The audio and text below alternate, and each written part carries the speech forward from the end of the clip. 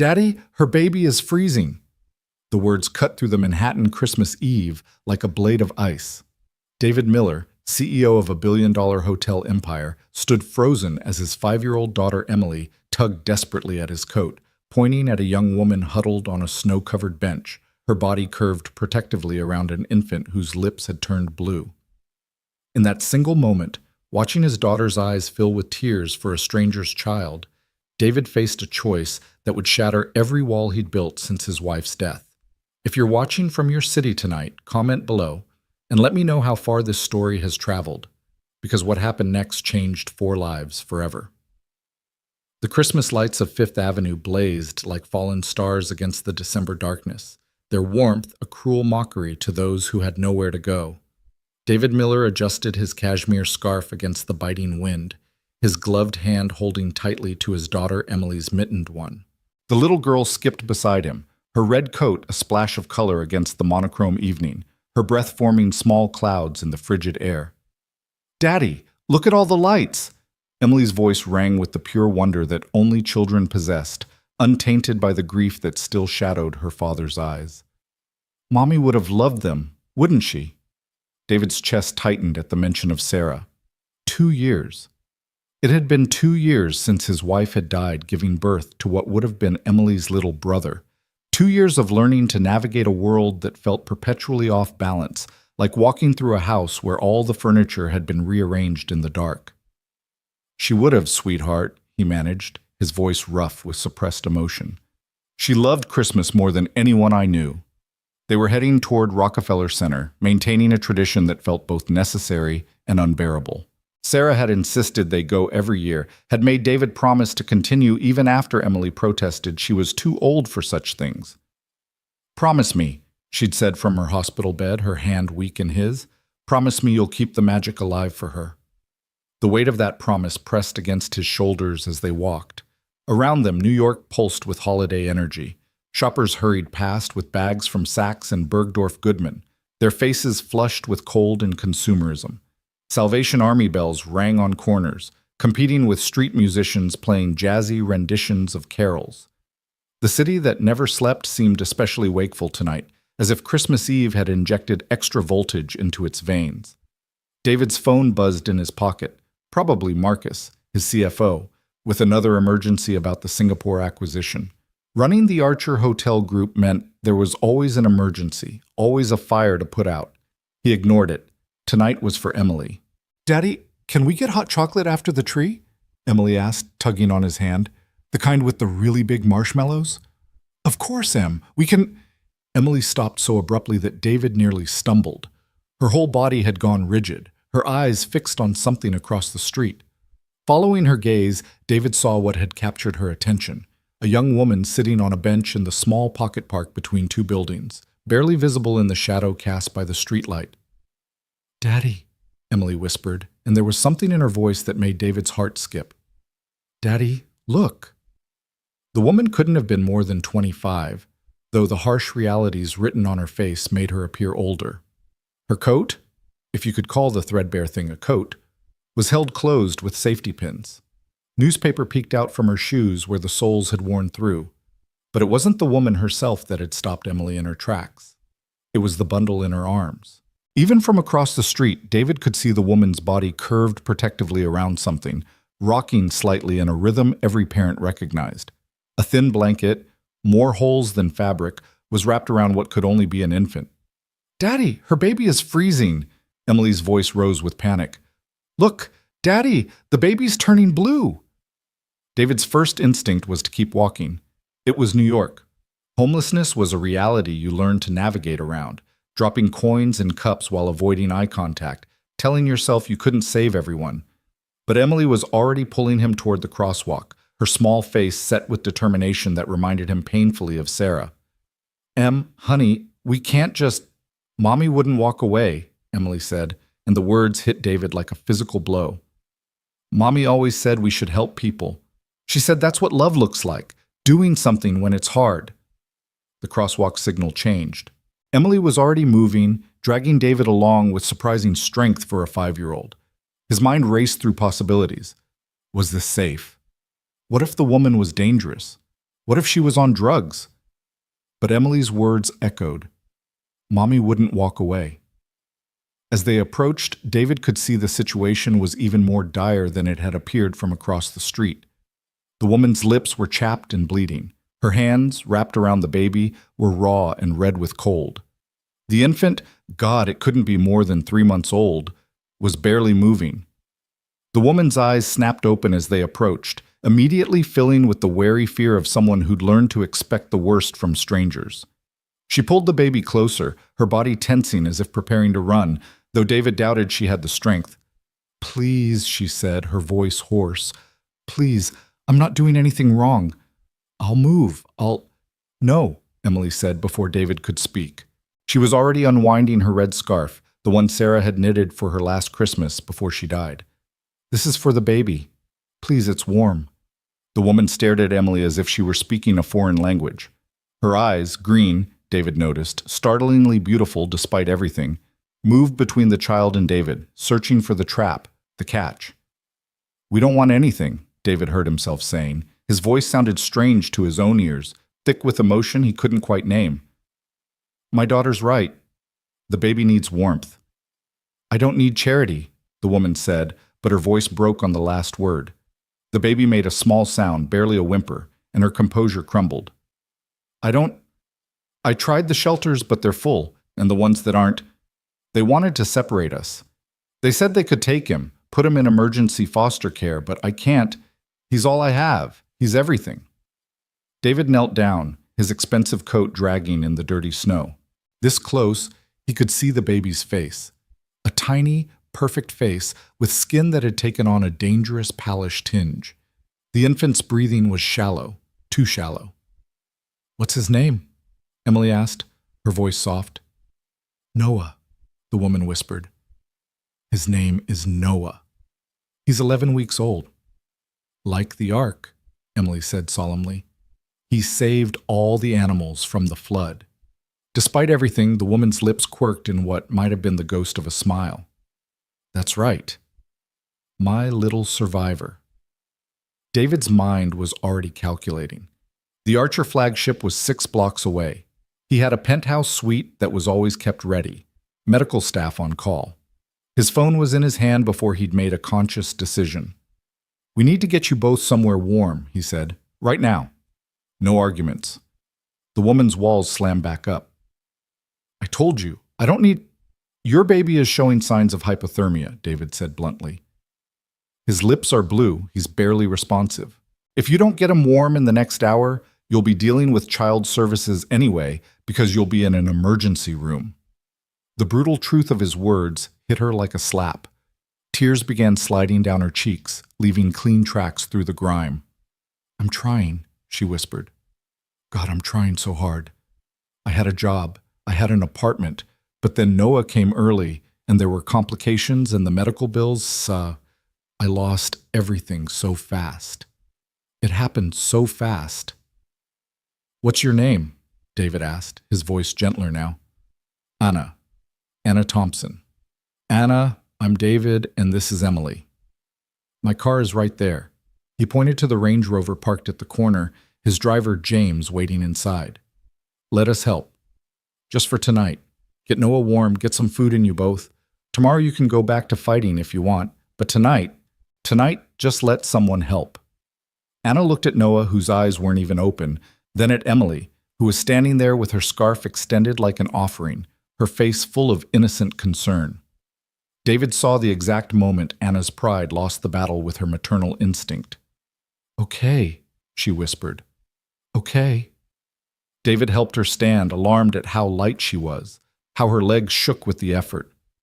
Emily immediately wrapped her scarf around Noah, cooing at him like he was a doll. "James," David said as they reached the car. "The Archer. Emergency entrance. Call Dr. Patel, have her meet us there." James, who'd driven David for 15 years and had learned not to question, simply nodded and started the engine. The heat that flooded the car when they climbed in made Anna gasp. "It's too much," she said, panicking. "The temperature change, it could—" "Dr. Patel is our on-call physician," David said calmly. "She'll know what to do. Just hold him. Keep him close." Anna clutched Noah, rocking him as tears streamed down her face. Emily had scooted close to her, one small hand patting Anna's arm in comfort. "It's okay," Emily said in her serious little voice. "My daddy fixes things. He's really good at it. He'll fix this." David met Anna's eyes in the rearview mirror, saw the doubt there, the fear, the desperate hope she was trying not to feel. He understood. Hope was dangerous when you'd lost everything. Hope could destroy you in ways despair couldn't touch. The drive to the Archer took 10 minutes but felt like hours. Noah had started to stir, making small mewing sounds that were both encouraging and heartbreaking. Anna hadn't stopped crying, silent tears that seemed to come from some inexhaustible well of grief. "How long have you been on the streets?" David asked quietly. 3 weeks, Anna said. 3 weeks, 4 days, and she glanced at the car's clock. 16 hours. The precision of it gutted him. She'd been counting every moment. "Where's Noah's father?" The question came from Emily, delivered with a child's directness. Anna's face hardened. "Gone. The minute the test came back positive, said it wasn't his problem." "That's mean," Emily declared. "Daddies aren't supposed to leave." David's hands tightened on his knees. Sometimes daddies didn't get a choice about leaving. Sometimes mommies didn't either. The Archer rose before them, 40 floors of gleaming glass and steel, lit up like a beacon. David had built his flagship to be more than a hotel. It was a statement, a monument to luxury and refinement.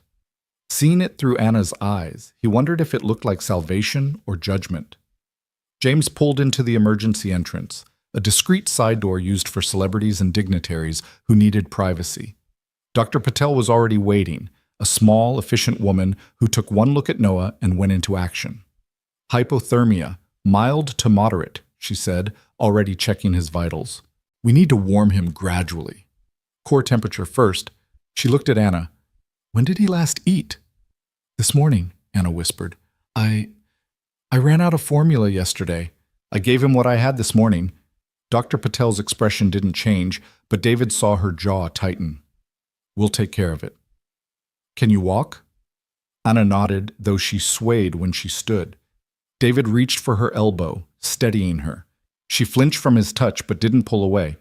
They moved through the service corridors, avoiding the lobby with its crystal chandeliers and designer Christmas trees. Emily held Anna's free hand, chattering about the hotel's amenities like a tiny tour guide.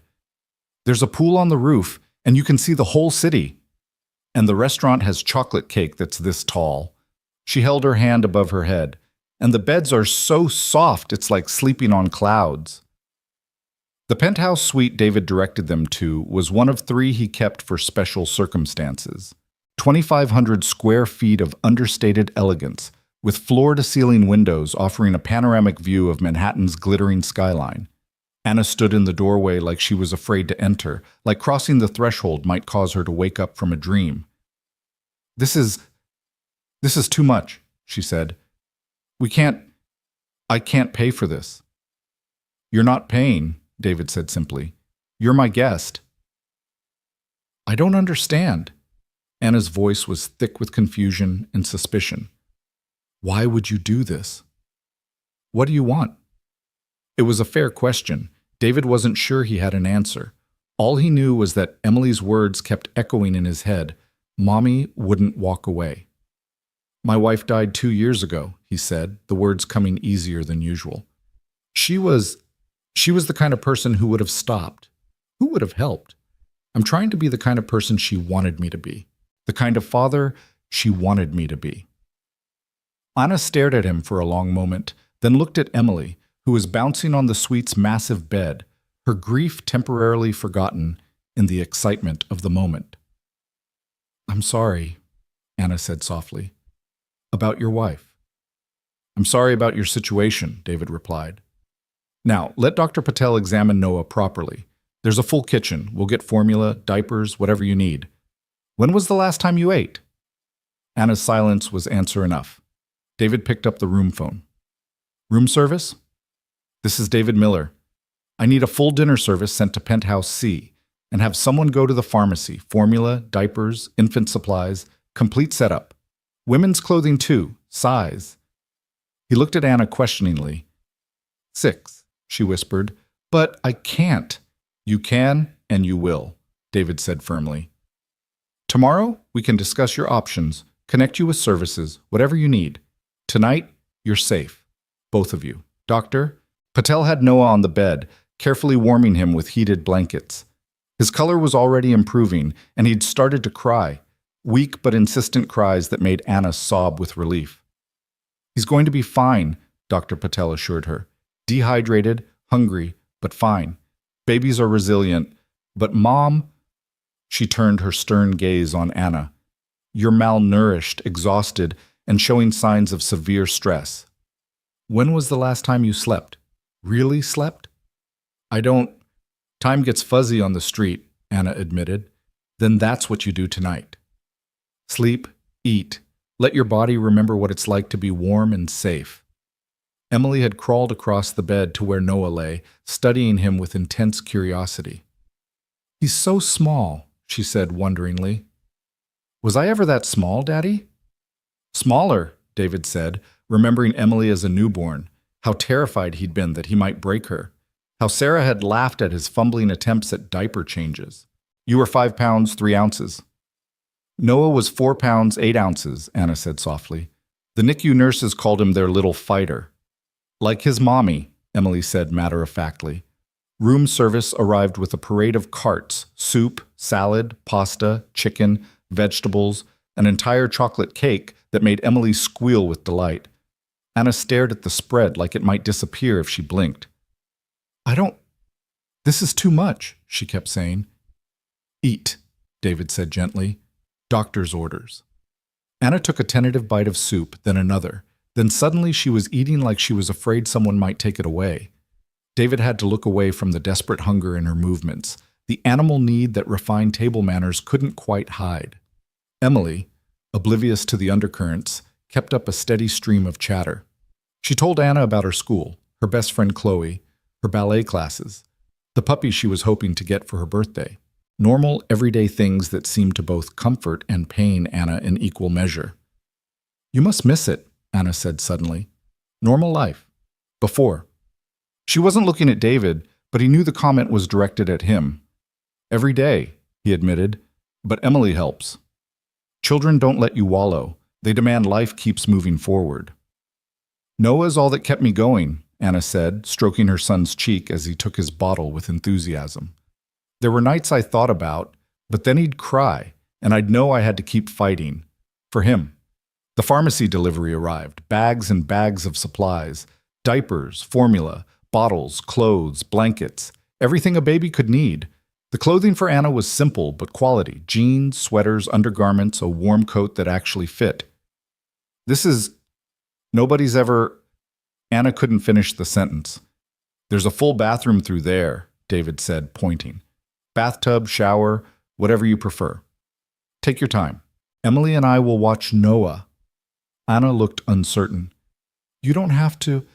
I raised this one from birth, David said, indicating Emily. I think I can handle Noah for an hour. Anna disappeared into the bathroom. Soon they heard the sound of running water, then something that might have been muffled sobbing. David pretended not to notice, focusing instead on Noah, who was now alert and seemingly fascinated by Emily's face hovering above him. He likes me, Emily announced. Look, Daddy, he's smiling. That's probably gas, sweetheart. It is not. It's a real smile. Hi, Noah. I'm Emily. We're going to be friends. David watched his daughter with the baby, saw the gentle way she touched his tiny fingers, the protective hover of her body. Sarah would have been so proud. Sarah would have known exactly what to do, what to say. She'd always been the one with the open heart, the one who saw need and met it without hesitation. Tell me about Mommy, Emily said suddenly. Tell me a happy story about her. It was a ritual they'd developed. When the sadness got too heavy, they'd share happy memories, trying to keep Sarah alive through stories.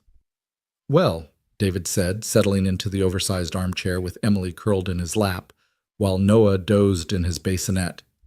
Did I ever tell you about the time she decided to help the homeless veteran outside our first apartment? Emily shook her head, eyes bright with anticipation. We just moved in together, barely had furniture. Your mom was in law school. I was trying to get the first hotel off the ground. Money was tight.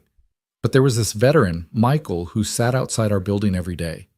One day it was pouring rain, and your mom couldn't stand it. She invited him up. To your apartment? To our apartment. I came home to find him sitting at our kitchen table, well, it was a card table then, eating soup your mom had made. She'd given him my clothes to wear while his dried. I was shocked, maybe a little angry, but your mom just looked at me and said, "Love isn't love if it only extends to people who make us comfortable." What happened to him? She helped him get into a veterans program, get his benefits sorted out. Last I heard, he was living in Phoenix near his daughter. He sent a card when you were born. Emily was quiet for a moment. Mommy would like Anna and Noah. Yes, so, David agreed. She would. Anna emerged from the bathroom an hour later, transformed. Clean, dressed in the new clothes, her dark hair still damp, she looked younger and somehow more fragile. The dirt and exhaustion had been a kind of armor. Without it, her vulnerability was stark. Better? David asked. I don't know how to thank you, Anna said. It's everything. No thanks needed, just rest. We'll figure out next steps tomorrow. Next steps, Anna repeated, like the concept of a future was foreign. I don't even know what that means anymore. It means tomorrow you wake up warm, fed, and safe, David said. Everything else can wait. Emily had fallen asleep on the couch, exhausted from the excitement. David gathered her up, her head heavy on his shoulder. The bedroom is through there, he told Anna. There's a crib for Noah. The kitchen is stocked. If you need anything at all, just call down to the desk and ask for me. You're leaving? There was panic in Anna's voice. I have an apartment on the floor below, David explained. You're not being abandoned. I promise. Anna looked around the suite, at sleeping Noah, at the view of the city lights. This morning I woke up on a bench thinking we might not survive the day. Now, I feel like I'm in someone else's life. It's your life, David said firmly. Just a different chapter. As he carried Emily to the elevator, David heard Anna singing softly to Noah, a lullaby, sweet and sad. The elevator doors closed on the sound, but it followed him down, settling into his chest like an ache. In his own apartment, David tucked Emily into bed, smoothing her dark hair back from her face. She stirred slightly. Daddy? We did good today, right? We did good, baby. Mommy would be proud. David's throat tightened. So proud. Emily smiled and drifted back to sleep. David stood watching her for a long moment, then walked to his study. The photo of Sarah on his desk smiled back at him, that radiant smile that had first caught his attention across a crowded lecture hall 15 years ago. I'm trying, he told her image. I'm trying to be the man you believed I could be. He poured himself a scotch and stood at the window, looking out at the city. Somewhere out there, how many other Annas were there? How many other Noahs? The problem was too big for one man to solve. But maybe that wasn't the point. Maybe the point was just to solve the problem in front of you, one Anna and Noah at a time. His phone buzzed, Marcus again, probably losing his mind over David's radio silence. There would be questions tomorrow, concerns about liability, about the company's image, about the wisdom of bringing strangers into their lives. David turned the phone off. Tomorrow's problems could wait until tomorrow. He thought about Anna's face when she'd walked into the suite, the disbelief and wonder and fear all mixed together. He thought about Noah's tiny fingers wrapping around Emily's finger. He thought about Sarah, always Sarah, and what she would say if she were here. Love isn't love if it only extends to people who make us comfortable. Outside, snow began to fall again, heavy flakes that would blanket the city by morning, covering the dirt and grime, making everything look clean and new. David finished his scotch and headed to bed, knowing that tomorrow would bring complications he couldn't yet imagine. But tonight, a mother and child were warm and safe. Tonight, his daughter had learned what compassion looked like in action. Tonight, maybe, Sarah would be proud. The city hummed its endless song outside his window, sirens and car horns and the distant rumble of the subway. New York never stopped, never paused, never gave you a moment to catch your breath. But sometimes, in the midst of all that relentless motion, you could create a moment of stillness, a moment of grace.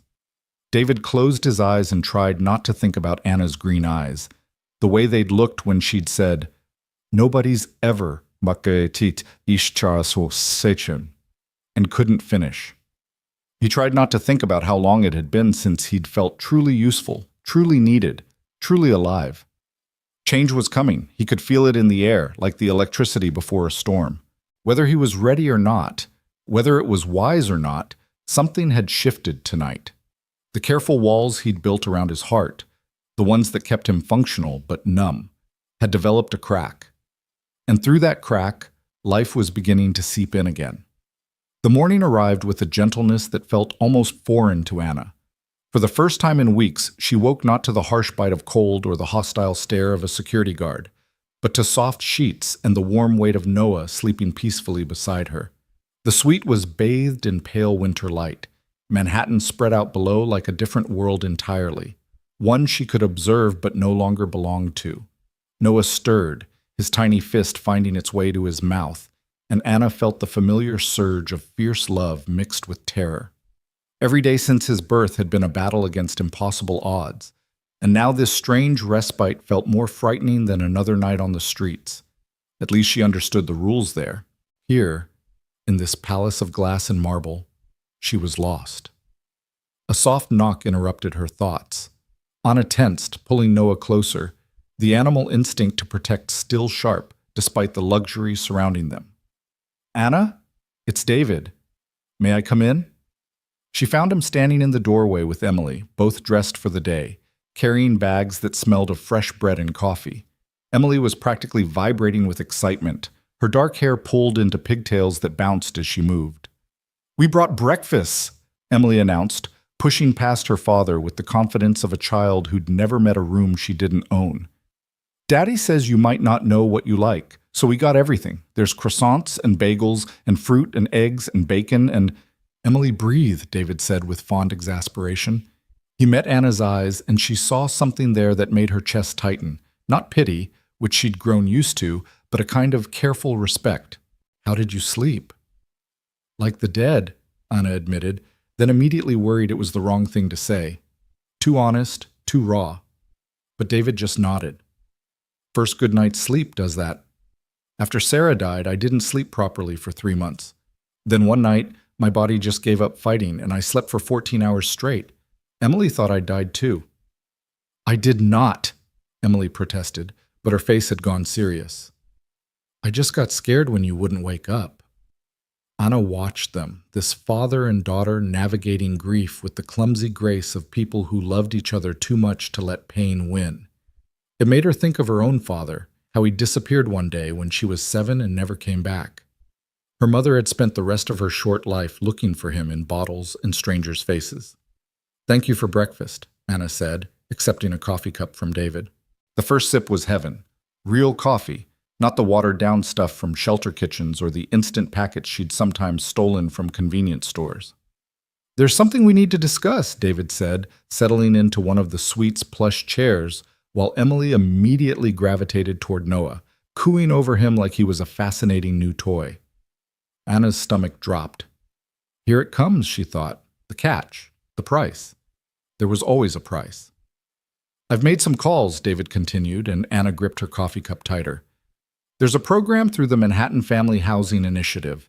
They have transitional apartments, job training, childcare support. I know the director. We've donated to them for years. They can have a spot for you by Monday." Anna stared at him. That's in 3 days. "You're welcome to stay here until then, longer if needed. But I thought you'd want options, real options, not just charity." "Why?" The word came out sharper than she intended. "Why do you care what happens to us?" David was quiet for a moment, watching Emily help Noah grip her finger. "Did Emily tell you how her mother died?"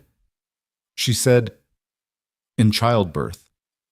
Placental abruption, 0 warning. 1 minute Sarah was laughing about paint colors for the nursery, the next she was hemorrhaging. They saved Emily but couldn't stop the bleeding in time.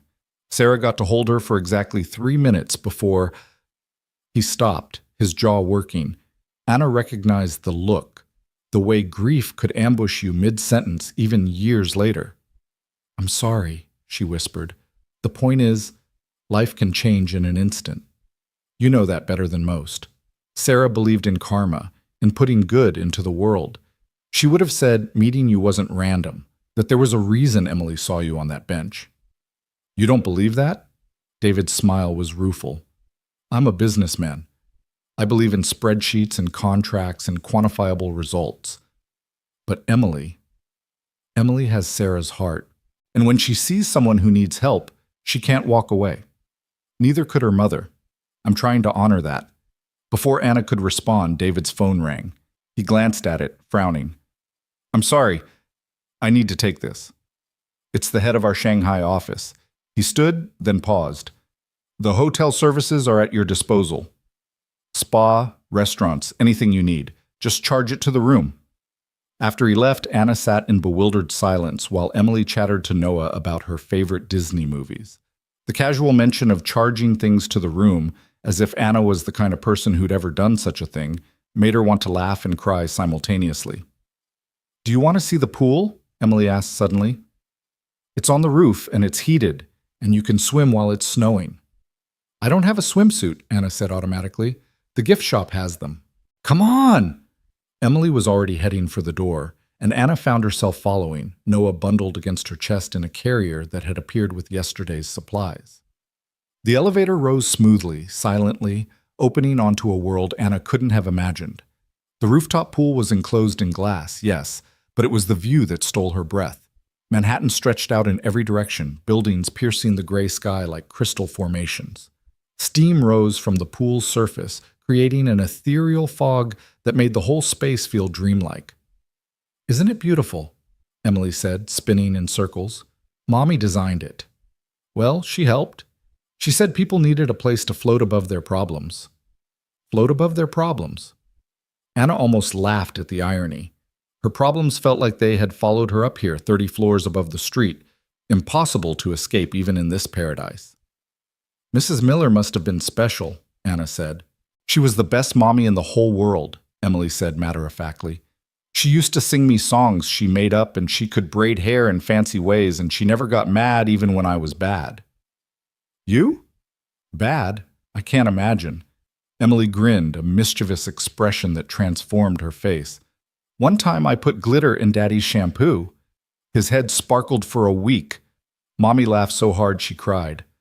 Anna found herself smiling, really smiling, for the first time in weeks. "Your dad must have loved that. He pretended to be mad, but I saw him smiling in the mirror." Emily's face went thoughtful. "He doesn't smile as much now. Not since Mommy went to heaven." The elevator dinged, and David emerged, his phone call apparently finished. He took in the scene, Emily dancing around the pool edge, Anna standing with Noah, the morning light painting everything gold, and something in his expression softened. "Emily, away from the edge," he called, parent instinct overriding everything else. "I can swim," Emily protested. "Not in your clothes, you can't." As they bickered with the comfortable rhythm of a well-worn argument, Anna studied David. He was handsome in that polished way wealthy men often were. Sharp jawline, perfectly styled dark hair with distinguished hints of silver, clothes that probably cost more than she'd made in a month at her last job. But there was something else, a weight he carried in the set of his shoulders, the careful way he held himself, like he was afraid of taking up too much space in the world. "Mr. Miller." "David," he corrected. "Please. David, I need to be honest with you. I don't know how to exist in this world." She gestured at the opulent space around them. "I was a graphic designer before Noah. A good one. But I lived in a studio in Queens, bought groceries with coupons, considered a night at Applebee's fancy. She shook her head. "This is like being on another planet." "You don't need to know how to exist here," David said gently. "This is temporary. The program I mentioned, it's designed for people exactly in your situation. Single mothers who've hit hard times but have the skills and determination to rebuild. And if I fail, then you'll try something else. But Anna, you've survived 3 weeks on the streets with an infant in December. I don't think failure is in your vocabulary. Noah chose that moment to start fussing, his little face scrunching up in pre-cry warning. Anna bounced him gently, but his complaints escalated. "He's hungry," she said, already reaching for the diaper bag she'd been carrying everywhere. "There's a family lounge through here," David said, leading them to a beautifully appointed room with soft lighting and comfortable chairs. "We designed it for nursing mothers. Privacy, comfort, everything needed." Anna settled into one of the chairs to feed Noah, and David turned to give her privacy, but she stopped him. "You don't have to leave, unless you're uncomfortable. I raised Emily. I've seen it all," he said, but he kept his eyes politely averted anyway. Emily had no such qualms, watching with fascination. "I was bottle-fed," she announced. "Daddy says Mommy tried, but I was too impatient." "You were eager," David corrected, "just like with everything else." As Noah nursed, Anna felt the strange normalcy of the moment wash over her. Here they were, strangers thrown together by circumstance, sitting in a room that probably cost more to decorate than most people's annual salaries, talking about infant feeding like any parents might.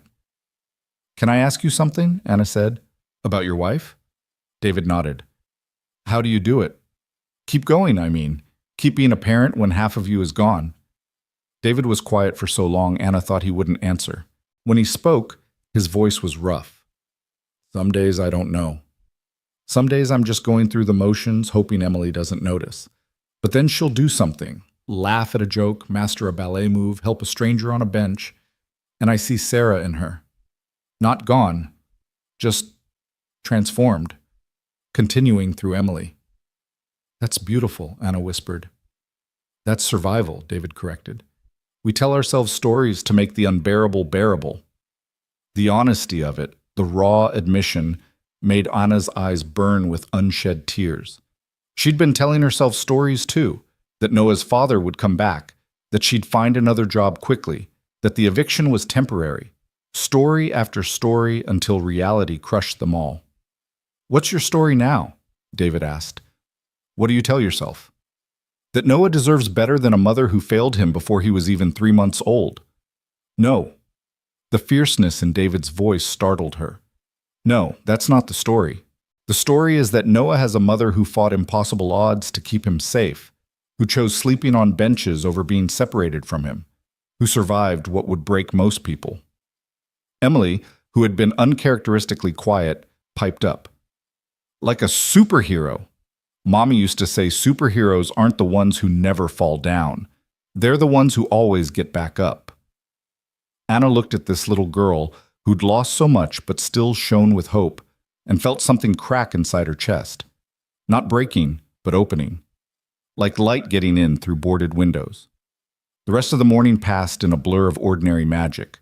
Emily insisted on giving them a full tour of the hotel, proudly showing off the restaurant where they make pancakes shaped like anything you want, the business center where Daddy has important meetings with boring people, and the spa where they put cucumbers on your eyes, but I don't know why. David trailed behind them, fielding constant phone calls but never fully disengaging. Anna caught him watching them sometimes, his expression unreadable. She wondered what he saw. A charity case? A disruption? Or something else entirely? Lunch was room service again, Emily's choice this time, which meant grilled cheese sandwiches and tomato soup and enough French fries to feed a small army. Anna tried to eat slowly, to not betray the desperate hunger that still lived in her bones, but Emily had no such concerns, chattering through mouthfuls about her upcoming school Christmas pageant. "I'm playing an angel," she said proudly. "Not the main angel, but still an important one. Angels are very important." "All angels are important," Anna agreed, "even the ones we don't see." Emily beamed at this validation, and David's phone rang again. This time his face darkened as he looked at the screen. "I have to go down to the office for a few hours," he said apologetically. "Emergency board meeting. Will you be all right?" Anna wanted to say that she'd been taking care of herself for 24 years, that a few hours in a luxury suite wasn't going to challenge her. But the truth was, she was terrified of being left alone with all this kindness, this comfort she didn't deserve and couldn't repay. "We'll be fine," she said anyway. "Emily, you can stay." "I want to stay with Anna and Noah," Emily said immediately. "Please, Daddy." "I'll be good." David looked uncertain, and Anna understood. Leaving your child with a virtual stranger, even one you'd rescued, went against every parental instinct. I would never hurt her, Anna said quietly. I know you have no reason to trust me, but I trust you, David said, and seemed surprised by his own words. It's fine. Emily, listen to Anna. I'll be back by 3. After he left, Emily immediately took charge. We should play dress-up, she announced. Noah can be our audience. I don't have dress-up clothes, Anna pointed out. The closet has robes, really fancy ones, and we can use towels for capes and... Emily was already racing toward the bedroom, her enthusiasm infectious. What followed was an hour of pure silliness that Anna hadn't experienced since her own childhood. They draped themselves in hotel robes, fashioned crowns from toilet paper, and put on a show for Noah, who watched with wide-eyed baby confusion that they interpreted as rapt attention. You're good at this, Emily said, adjusting Anna's toilet paper crown. Do you have brothers or sisters? No, just me. But I used to babysit for the neighbors when I was younger. I wish I had a sister, Emily said wistfully. Or a brother. Daddy says maybe someday, but I don't think he means it. He gets too sad when I ask. Anna's heart clenched. This little girl, carrying so much loss, still hoping for more family, more love. It made her think of Noah, how she'd imagined siblings for him once upon a time, back when she thought Mike would stay, would be the father she'd dreamed of. Families come in all shapes, Anna said carefully. Sometimes the family you choose is just as real as the one you're born into. Emily considered this seriously. Like how Daddy chose Mommy and she chose him? Exactly like that. They were interrupted by a knock at the door. Anna tensed, a habit from the streets where unexpected visitors meant trouble, but it was just a hotel employee with a delivery. Mr. Miller asked us to bring these up, the woman said, wheeling in a cart full of shopping bags. He said you might need some things. After she left, Anna approached the bags cautiously, like they might explode. Inside were clothes, real clothes, not just emergency supplies. Jeans that would actually fit, sweaters and soft fabrics, a winter coat that looked impossibly warm. And for Noah, tiny outfits that weren't just functional, but beautiful. Pretty? Emily exclaimed, holding up a onesie with little elephants on it. Noah will look so cute. Anna picked up the coat, a deep green wool that probably cost more than her old monthly rent, and fought back tears. The last person who'd bought her clothes had been her mother, before the cancer took her. That had been 5 years ago. Why is your daddy doing this? She asked Emily, not really expecting an answer a 5-year-old could give. Emily looked up from the baby clothes, her expression surprisingly serious. Daddy says sometimes the best way to stop hurting is to help someone else stop hurting. The simple wisdom of it, delivered in a child's matter-of-fact tone, undid something in Anna. She sat down hard on the plush carpet, tears flowing freely now, while Emily patted her shoulder with small, comforting hands. It's okay to cry, Emily said sagely. Daddy cries sometimes too, usually in the shower where he thinks I can't hear. But crying helps the sad get out. Anna pulled the little girl into a hug, this child who'd lost so much but still had so much love to give. Emily hugged back fiercely, and for a moment Anna felt less alone than she had in months. When David returned, he found them like that. Anna and Emily on the floor surrounded by shopping bags, Noah between them on his blanket, all three looking at a picture book Emily had produced from somewhere. It's about a bunny who gets lost but finds his way home, Emily was explaining. Mommy used to read it to me when I got scared. David's expression when he took in the scene was something Anna couldn't quite read. Pain, maybe, but also something softer, like seeing a future he'd thought was impossible. How was your meeting? Anna asked, suddenly self-conscious about being on the floor in a borrowed hotel robe with toilet paper still in her hair from their game. Tedious, David said, but he was smiling slightly. The board is concerned about the Singapore expansion. They think we're overextending. Are you? He looked surprised by the question. Maybe. Sarah always said I was too ambitious for my own good, but ambition is easier than stillness. If I keep moving, keep building, I don't have to think about... He trailed off, but Anna understood.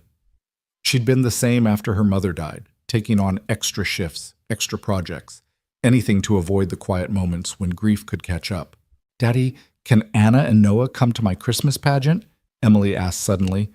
"It's tomorrow night, and everyone gets to bring guests, and—" "Emily, I'm sure Anna has—" "We'd love to come," Anna interrupted, surprising herself. "If that's okay?" Emily squealed with delight, launching herself at Anna for another hug. Over her head, Anna met David's eyes. There was a question there, and a warning maybe, but also something that looked like gratitude. The afternoon wore on with the strange domesticity of people playing at being a family. David ordered dinner from the hotel restaurant. Real food, Emily insisted, not room service. And they ate at the suite's dining table like this was normal, like they'd done it 100 times before. "Tell Anna about the time you caught the fish," Emily demanded through a mouthful of pasta. David groaned. "That's not a dinner story." "It is." "It's funny." Emily turned to Anna. "Daddy took me fishing last summer, and he caught a fish, but when he tried to take it off the hook, it jumped and hit him in the face, and he fell in the lake."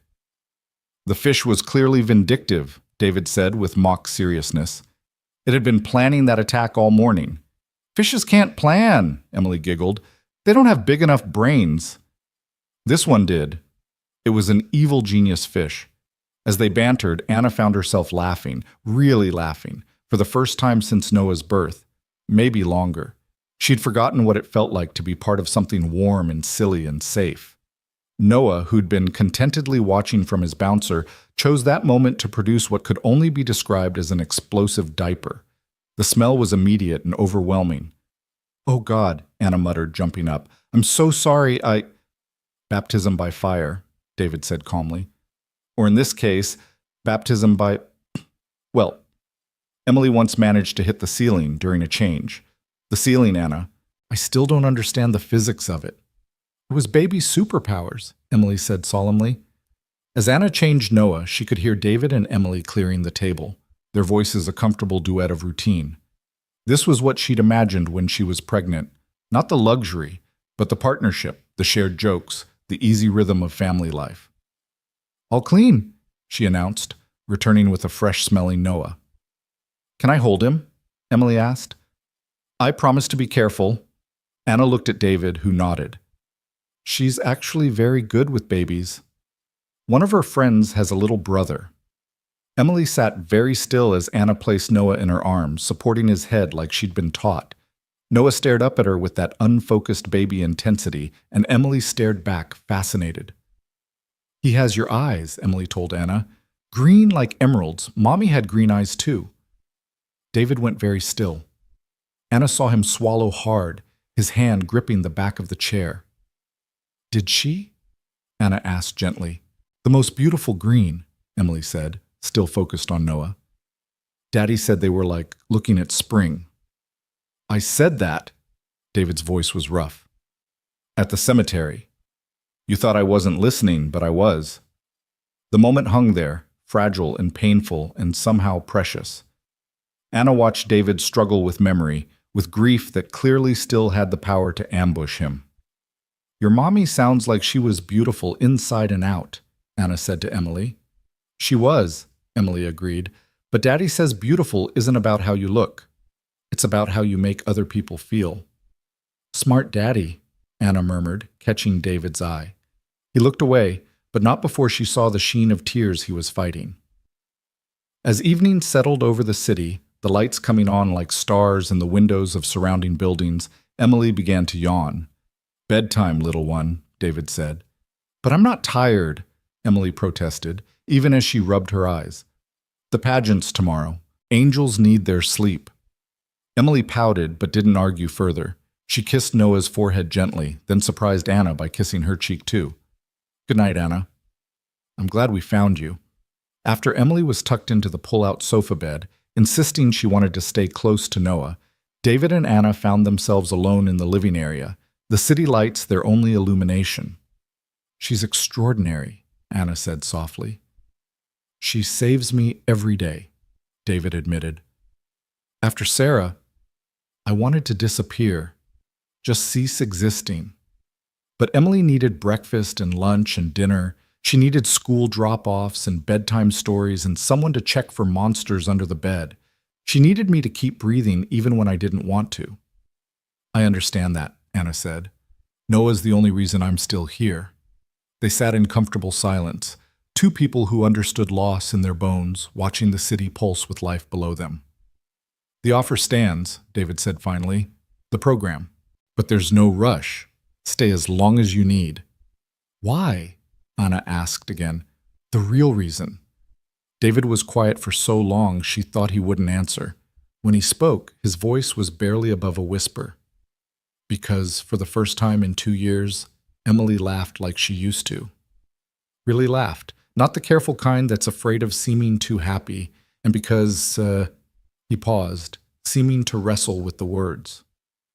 Because when I walked in today and saw you both with her, for just a moment, the world felt right again. Like maybe all the broken pieces could somehow fit together into something new. Anna's breath caught. She wanted to say something, anything, but words felt inadequate.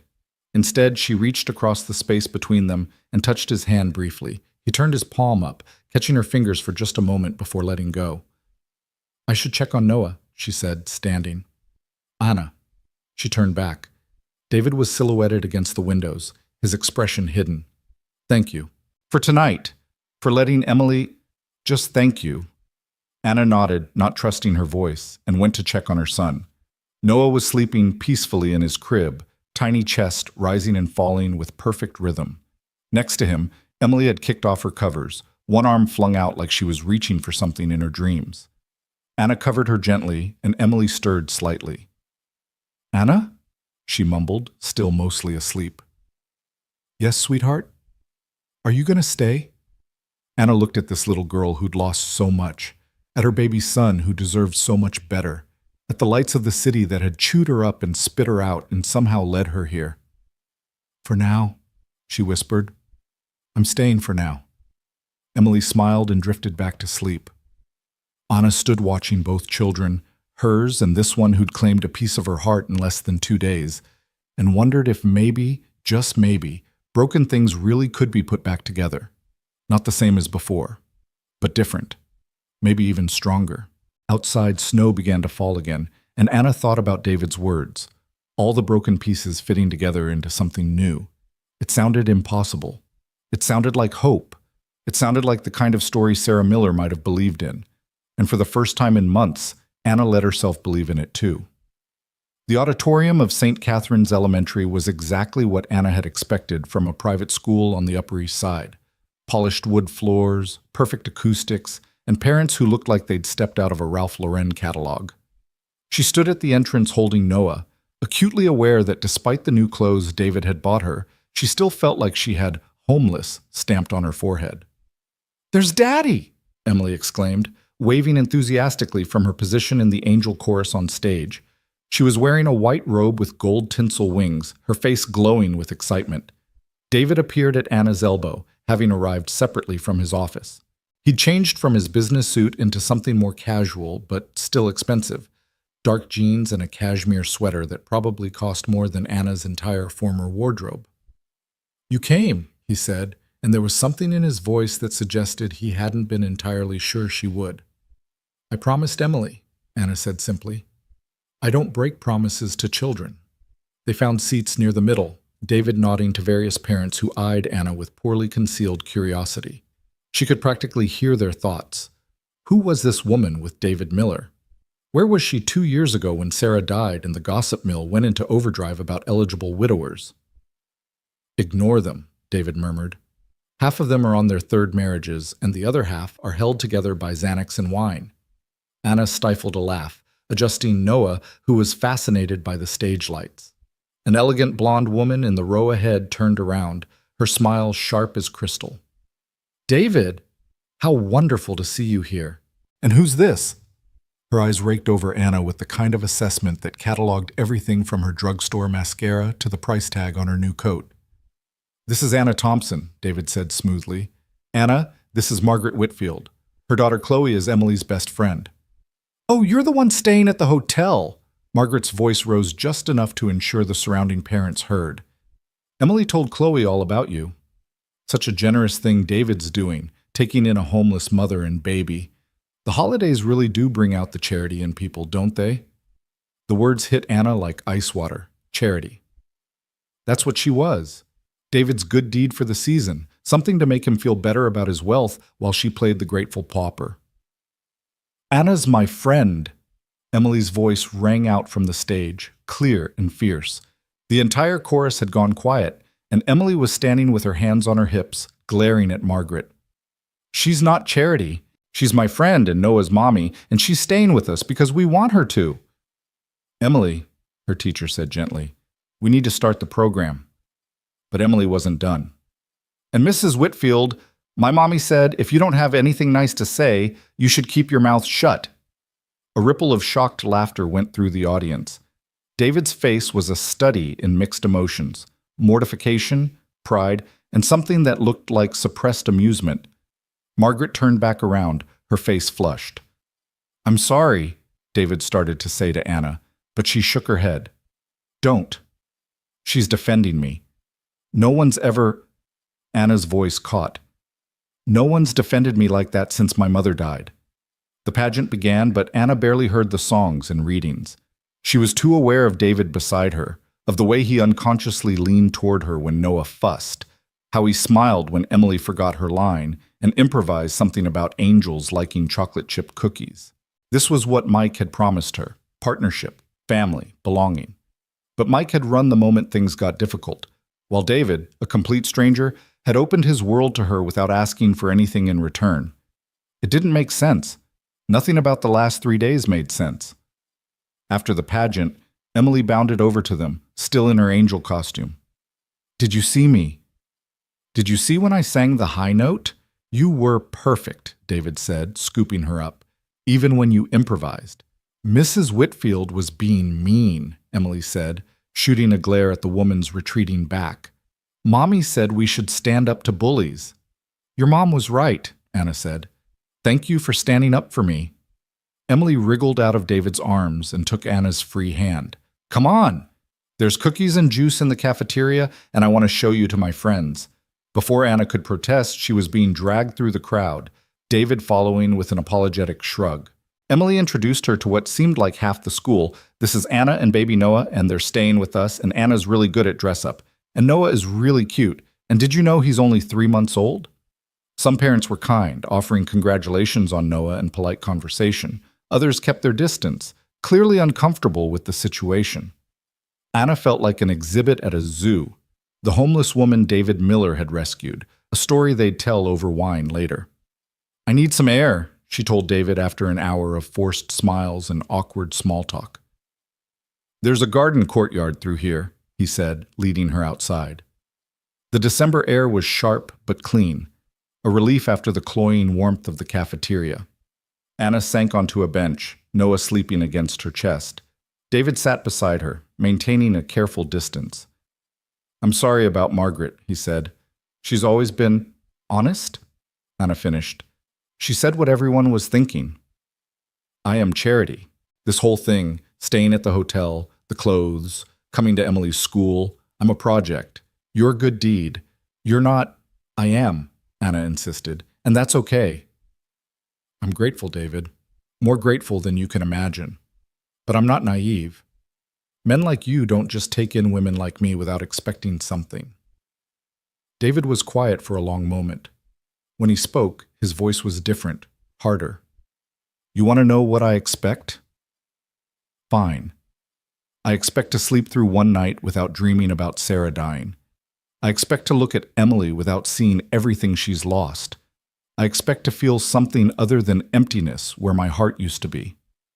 He stood, pacing to the garden's edge.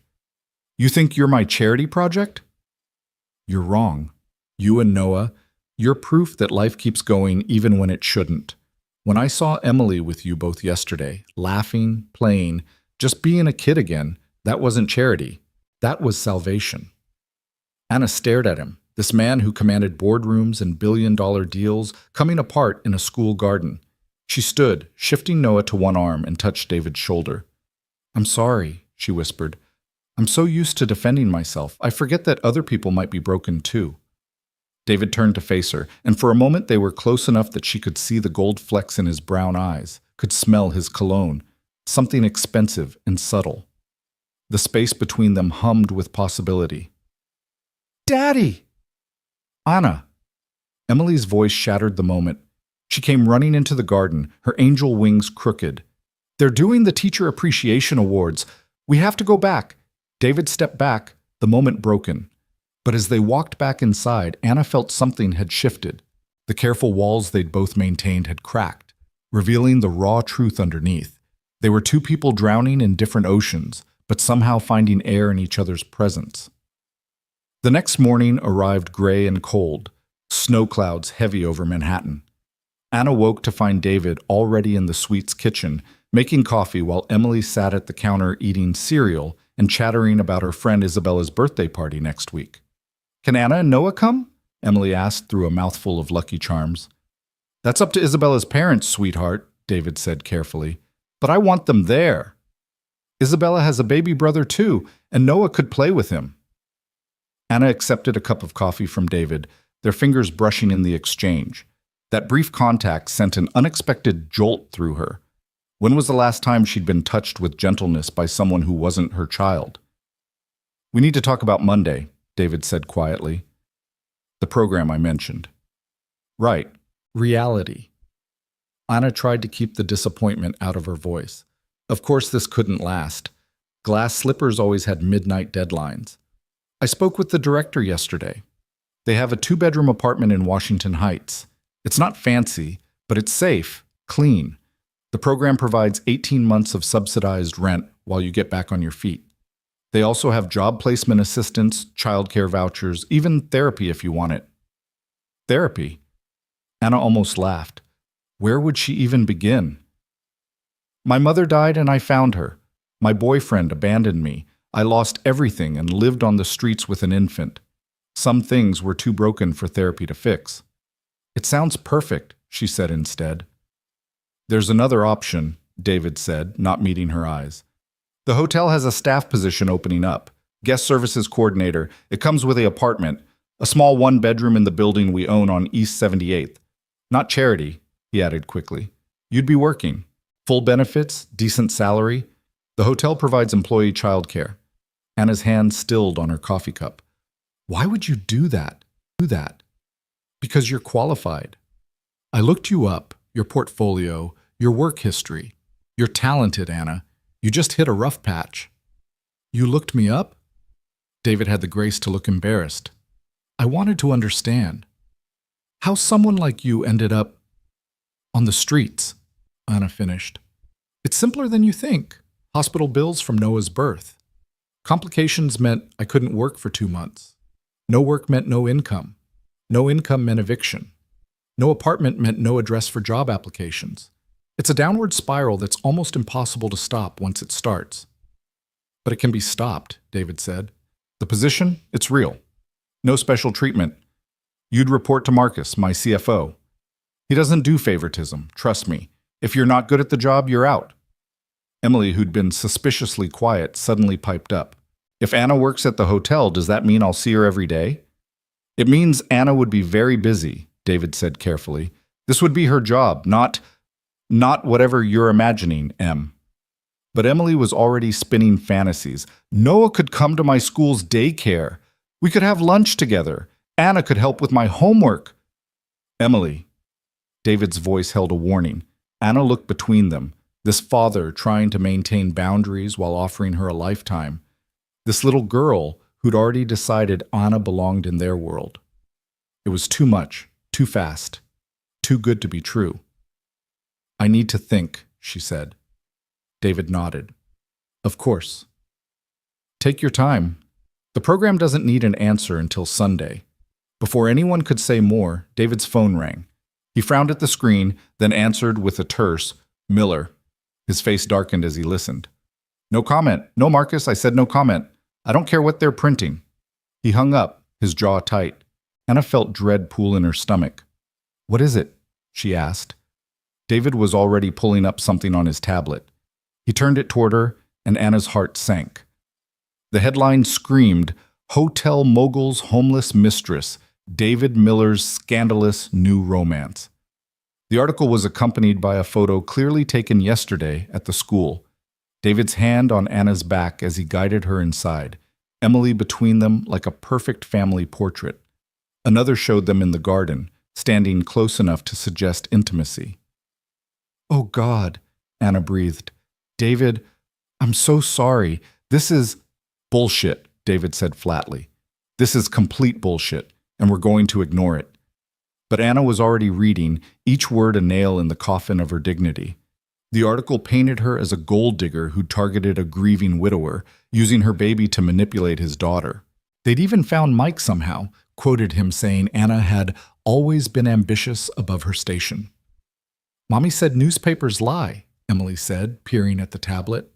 "She said they make up stories to sell papers." "Your mom was right," David said, but Anna could see the tension in his shoulders, the careful way he was holding himself. "This will hurt your business," Anna said. "Your reputation." "My reputation?" David laughed, but there was no humor in it. "My reputation is that I'm a workaholic who neglected his dying wife for merger meetings. They've written worse about me." "But this affects Emily." "No," Emily interrupted, her small face fierce. "I don't care what they say. Anna's our friend. Friends don't leave because of stupid newspapers." David's phone was ringing again. Then Anna's, the cheap prepaid David had bought her. Then the hotel room phone. The vultures were circling. "Pack your things," David said suddenly. Anna's heart dropped. Of course. He needed distance from the scandal. She understood. "I'll go." "We'll go," David corrected. "All of us. I have a house in the Hamptons. We'll spend the weekend there. Let this blow over. By Monday, they'll have moved on to someone else's scandal. David, you don't have to—" "Yes," he said firmly. "I do. You're not facing this alone." An hour later, they were in David's Range Rover heading out of the city. Emily was thrilled about the impromptu adventure, chattering about showing Anna the beach and the playroom and her mommy's art studio that Daddy kept locked, but maybe they could open it just this once. David's hands were tight on the steering wheel as they drove. Anna could see him checking the rearview mirror, watching for photographers following them. Noah slept peacefully in his car seat, oblivious to the chaos he'd been born into. "There's something you should know," David said quietly, as the city gave way to suburbs. "Sarah and I, we weren't perfect. The papers want to paint her as this saint I'm betraying, but the truth is, we were having problems before she got pregnant." Anna said nothing, sensing he needed to speak more than he needed a response. "She wanted me to slow down, spend more time at home. I kept promising I would after the next deal, after the next acquisition. I thought we had time. I thought there would always be more time." "You couldn't have known," Anna said softly. "No, but I should have listened. She was trying to tell me what mattered, and I was too busy building an empire to hear her." He glanced at Anna. "Don't let them make you feel guilty for existing, for needing help. Sarah would have done exactly what I did. She would have stopped for you." The house in the Hamptons was not what Anna expected. Instead of some modern monstrosity, it was a weathered shingle-style home that looked like it had grown from the dunes themselves. Inside, it was all warm woods and comfortable furniture, family photos covering every surface.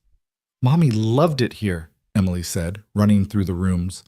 She said it was her breathing place. Anna understood immediately. The house felt like Sarah, warm, welcoming, unpretentious despite its obvious value. Through the windows, the Atlantic stretched gray and endless, winter waves crashing against the shore. "Her studio is upstairs," David said. I haven't been in there since." "Then we won't go in," Anna said quickly. "No, Emily's right.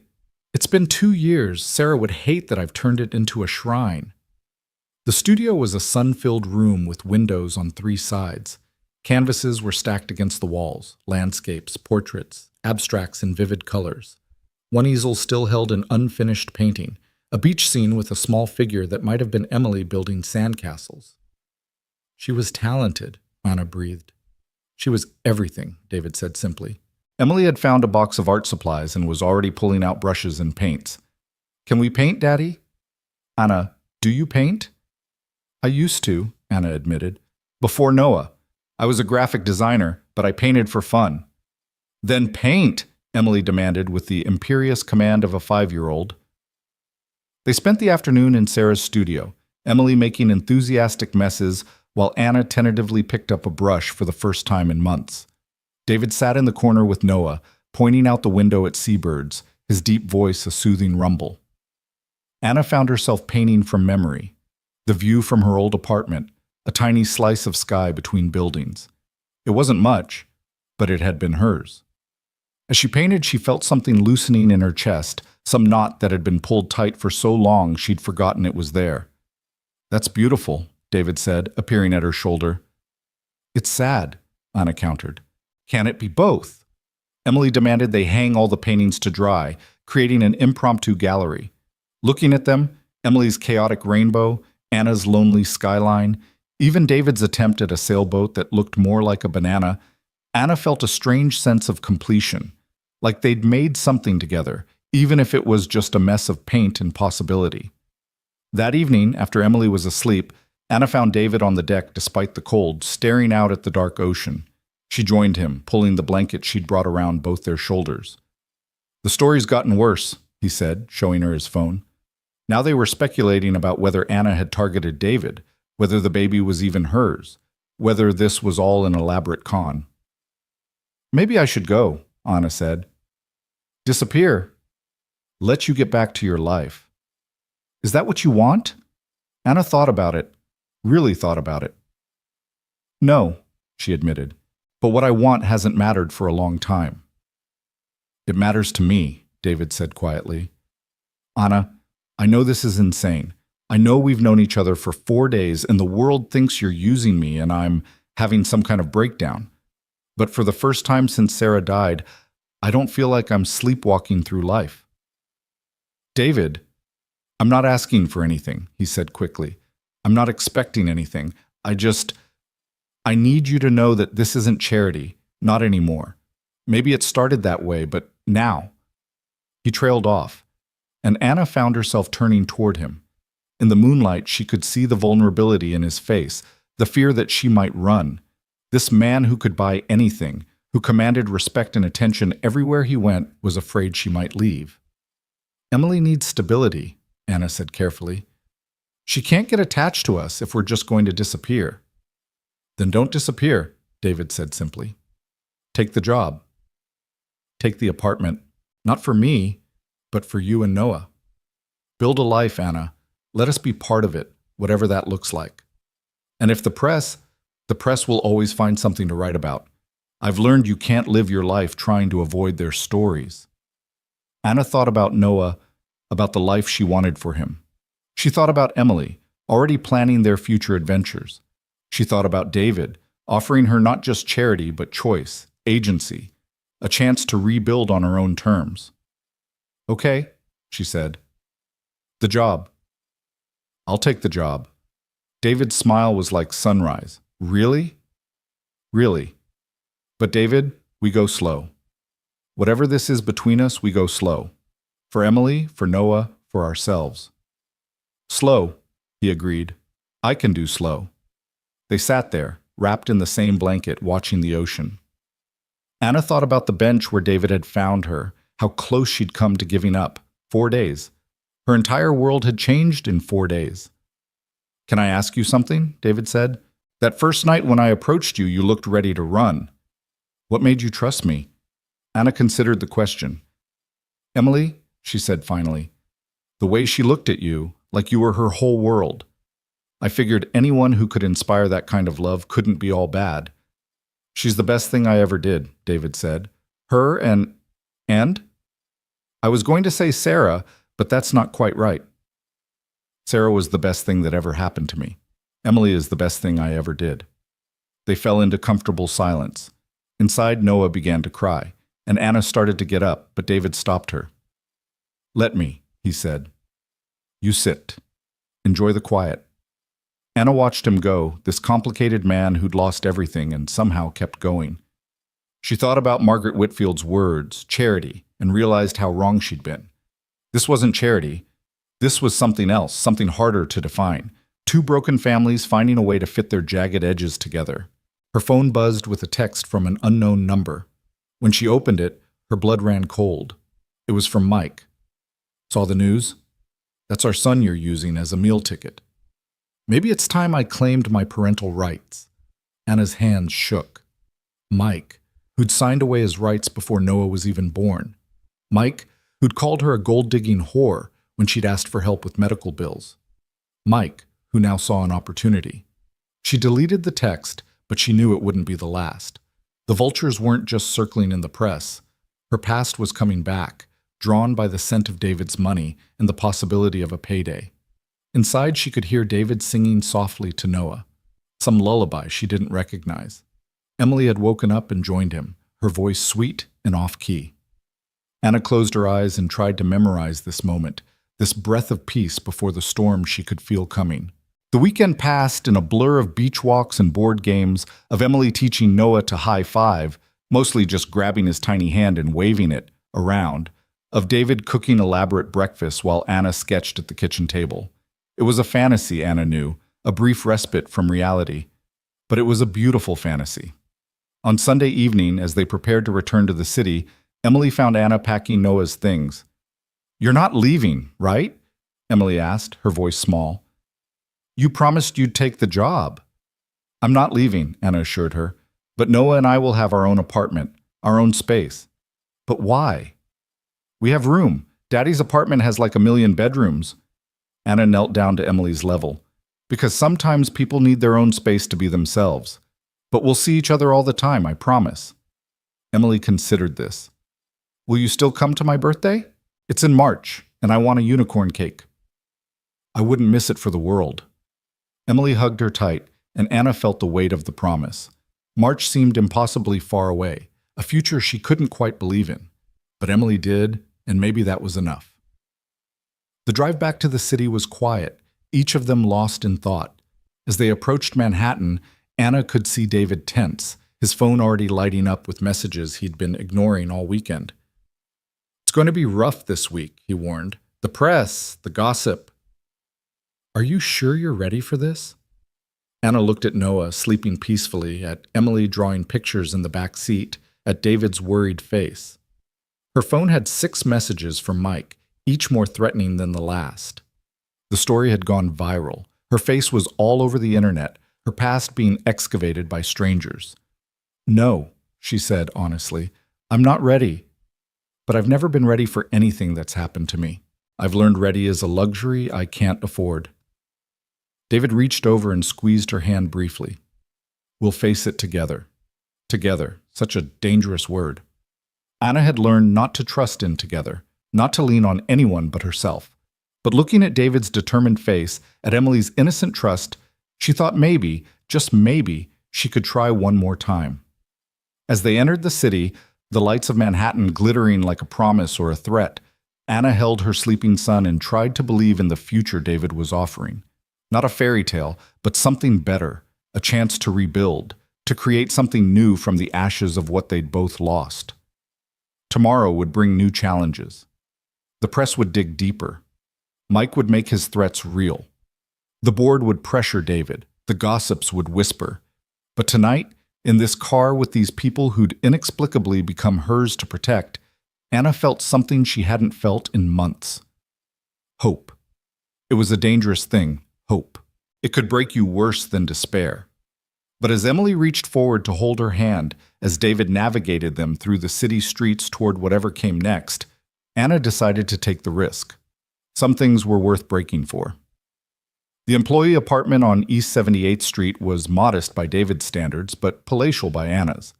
1 bedroom, a small living area, a kitchen with actual counter space.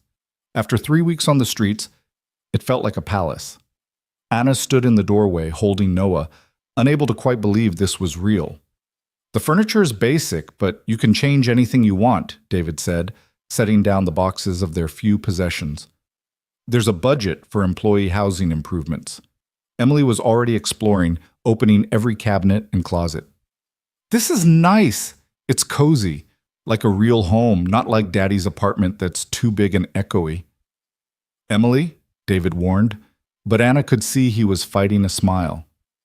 "It's perfect," Anna said, meaning it. It's more than perfect. It had been 3 days since they'd returned from the Hamptons. 3 days of photographers camped outside the hotel, of Anna's face plastered across tabloids, of Mike's increasingly aggressive texts. But David had been a shield against all of it, his lawyers issuing cease and desist orders, his security keeping the press at bay. Your first day is tomorrow, David reminded her. Marcus will meet you at 9. He's tough but fair. Don't let him intimidate you. After everything else, I think I can handle one CFO, Anna said, trying for confidence she didn't feel. David's phone rang. He glanced at it and frowned. It's Richard Blackstone. I need to take this. Richard Blackstone was chairman of the hotel's board, a man whose name was spoken in hushed tones around the property. Anna watched David's face darken as he listened. No, Richard. No, I won't, because it's none of your damn business who I... He stopped, visibly controlling himself. We'll discuss this at the board meeting. Not before. He hung up, his jaw tight with anger. Emily had gone quiet, recognizing her father's dangerous mood. They want you gone, Anna said. It wasn't a question. They want the scandal gone. They think if you disappear, the story dies. Maybe they're right. No. The word was sharp, final. I've let the board dictate too much of my life already. They pushed me to expand when Sarah was sick, said the company needed to show strength. I chose them over her too many times. Not again. David, if this threatens the company will survive. It survived worse. He ran a hand through his hair, suddenly looking exhausted. Anna, I need you to understand something. This isn't about charity or pity or even Emily anymore. This is about me choosing to live instead of just exist. You and Noah, you've woken something up in me. Don't ask me to go back to sleep. Before Anna could respond, Emily tugged on her father's sleeve. Daddy, are the mean men trying to make Anna leave? No one's making anyone leave, David said firmly, but Anna could see the worry in his eyes. That night, after David and Emily had gone, Anna sat in her new apartment feeling the weight of everything crushing down. She'd started with nothing, and now she had too much. A job she hadn't earned, an apartment she couldn't afford on her own, and the affection of a little girl who'd already lost too much. Her phone buzzed. Another text from Mike. I know where you are. We need to talk about custody, unless you want to make this worth my while. Blackmail. He was actually trying to blackmail her. Anna looked at Noah sleeping in his new crib, another gift from David, and felt rage rise in her throat. Mike had abandoned them, left them to starve, and now he wanted to profit from their survival? She called the number he'd texted from. He answered on the second ring. Anna, baby, I knew you'd come around. What do you want, Mike? What's mine? That rich boyfriend of yours has deep pockets. I figure $100,000 keeps me quiet about what kind of mother you really are. What kind of mother I am? Anna's voice was deadly quiet. I'm the kind who slept in doorways to keep our son warm. Where were you, Mike? Playing the game wrong, apparently. Should have stuck around to hit the jackpot. You signed away your rights. Papers can be challenged, especially when the mother is mentally unstable, living with a stranger, exposing the baby to danger. He'd clearly been coached, probably by whatever bottom-feeder lawyer he'd found. Or we can make this all go away. Your choice. Anna hung up and immediately called David, her hands shaking. He wants money, she said without preamble when he answered. Mike, he's threatening to challenge the custody arrangement unless I pay him off. How much? David, no, I can't let you. How much, Anna? 100,000. But David, done.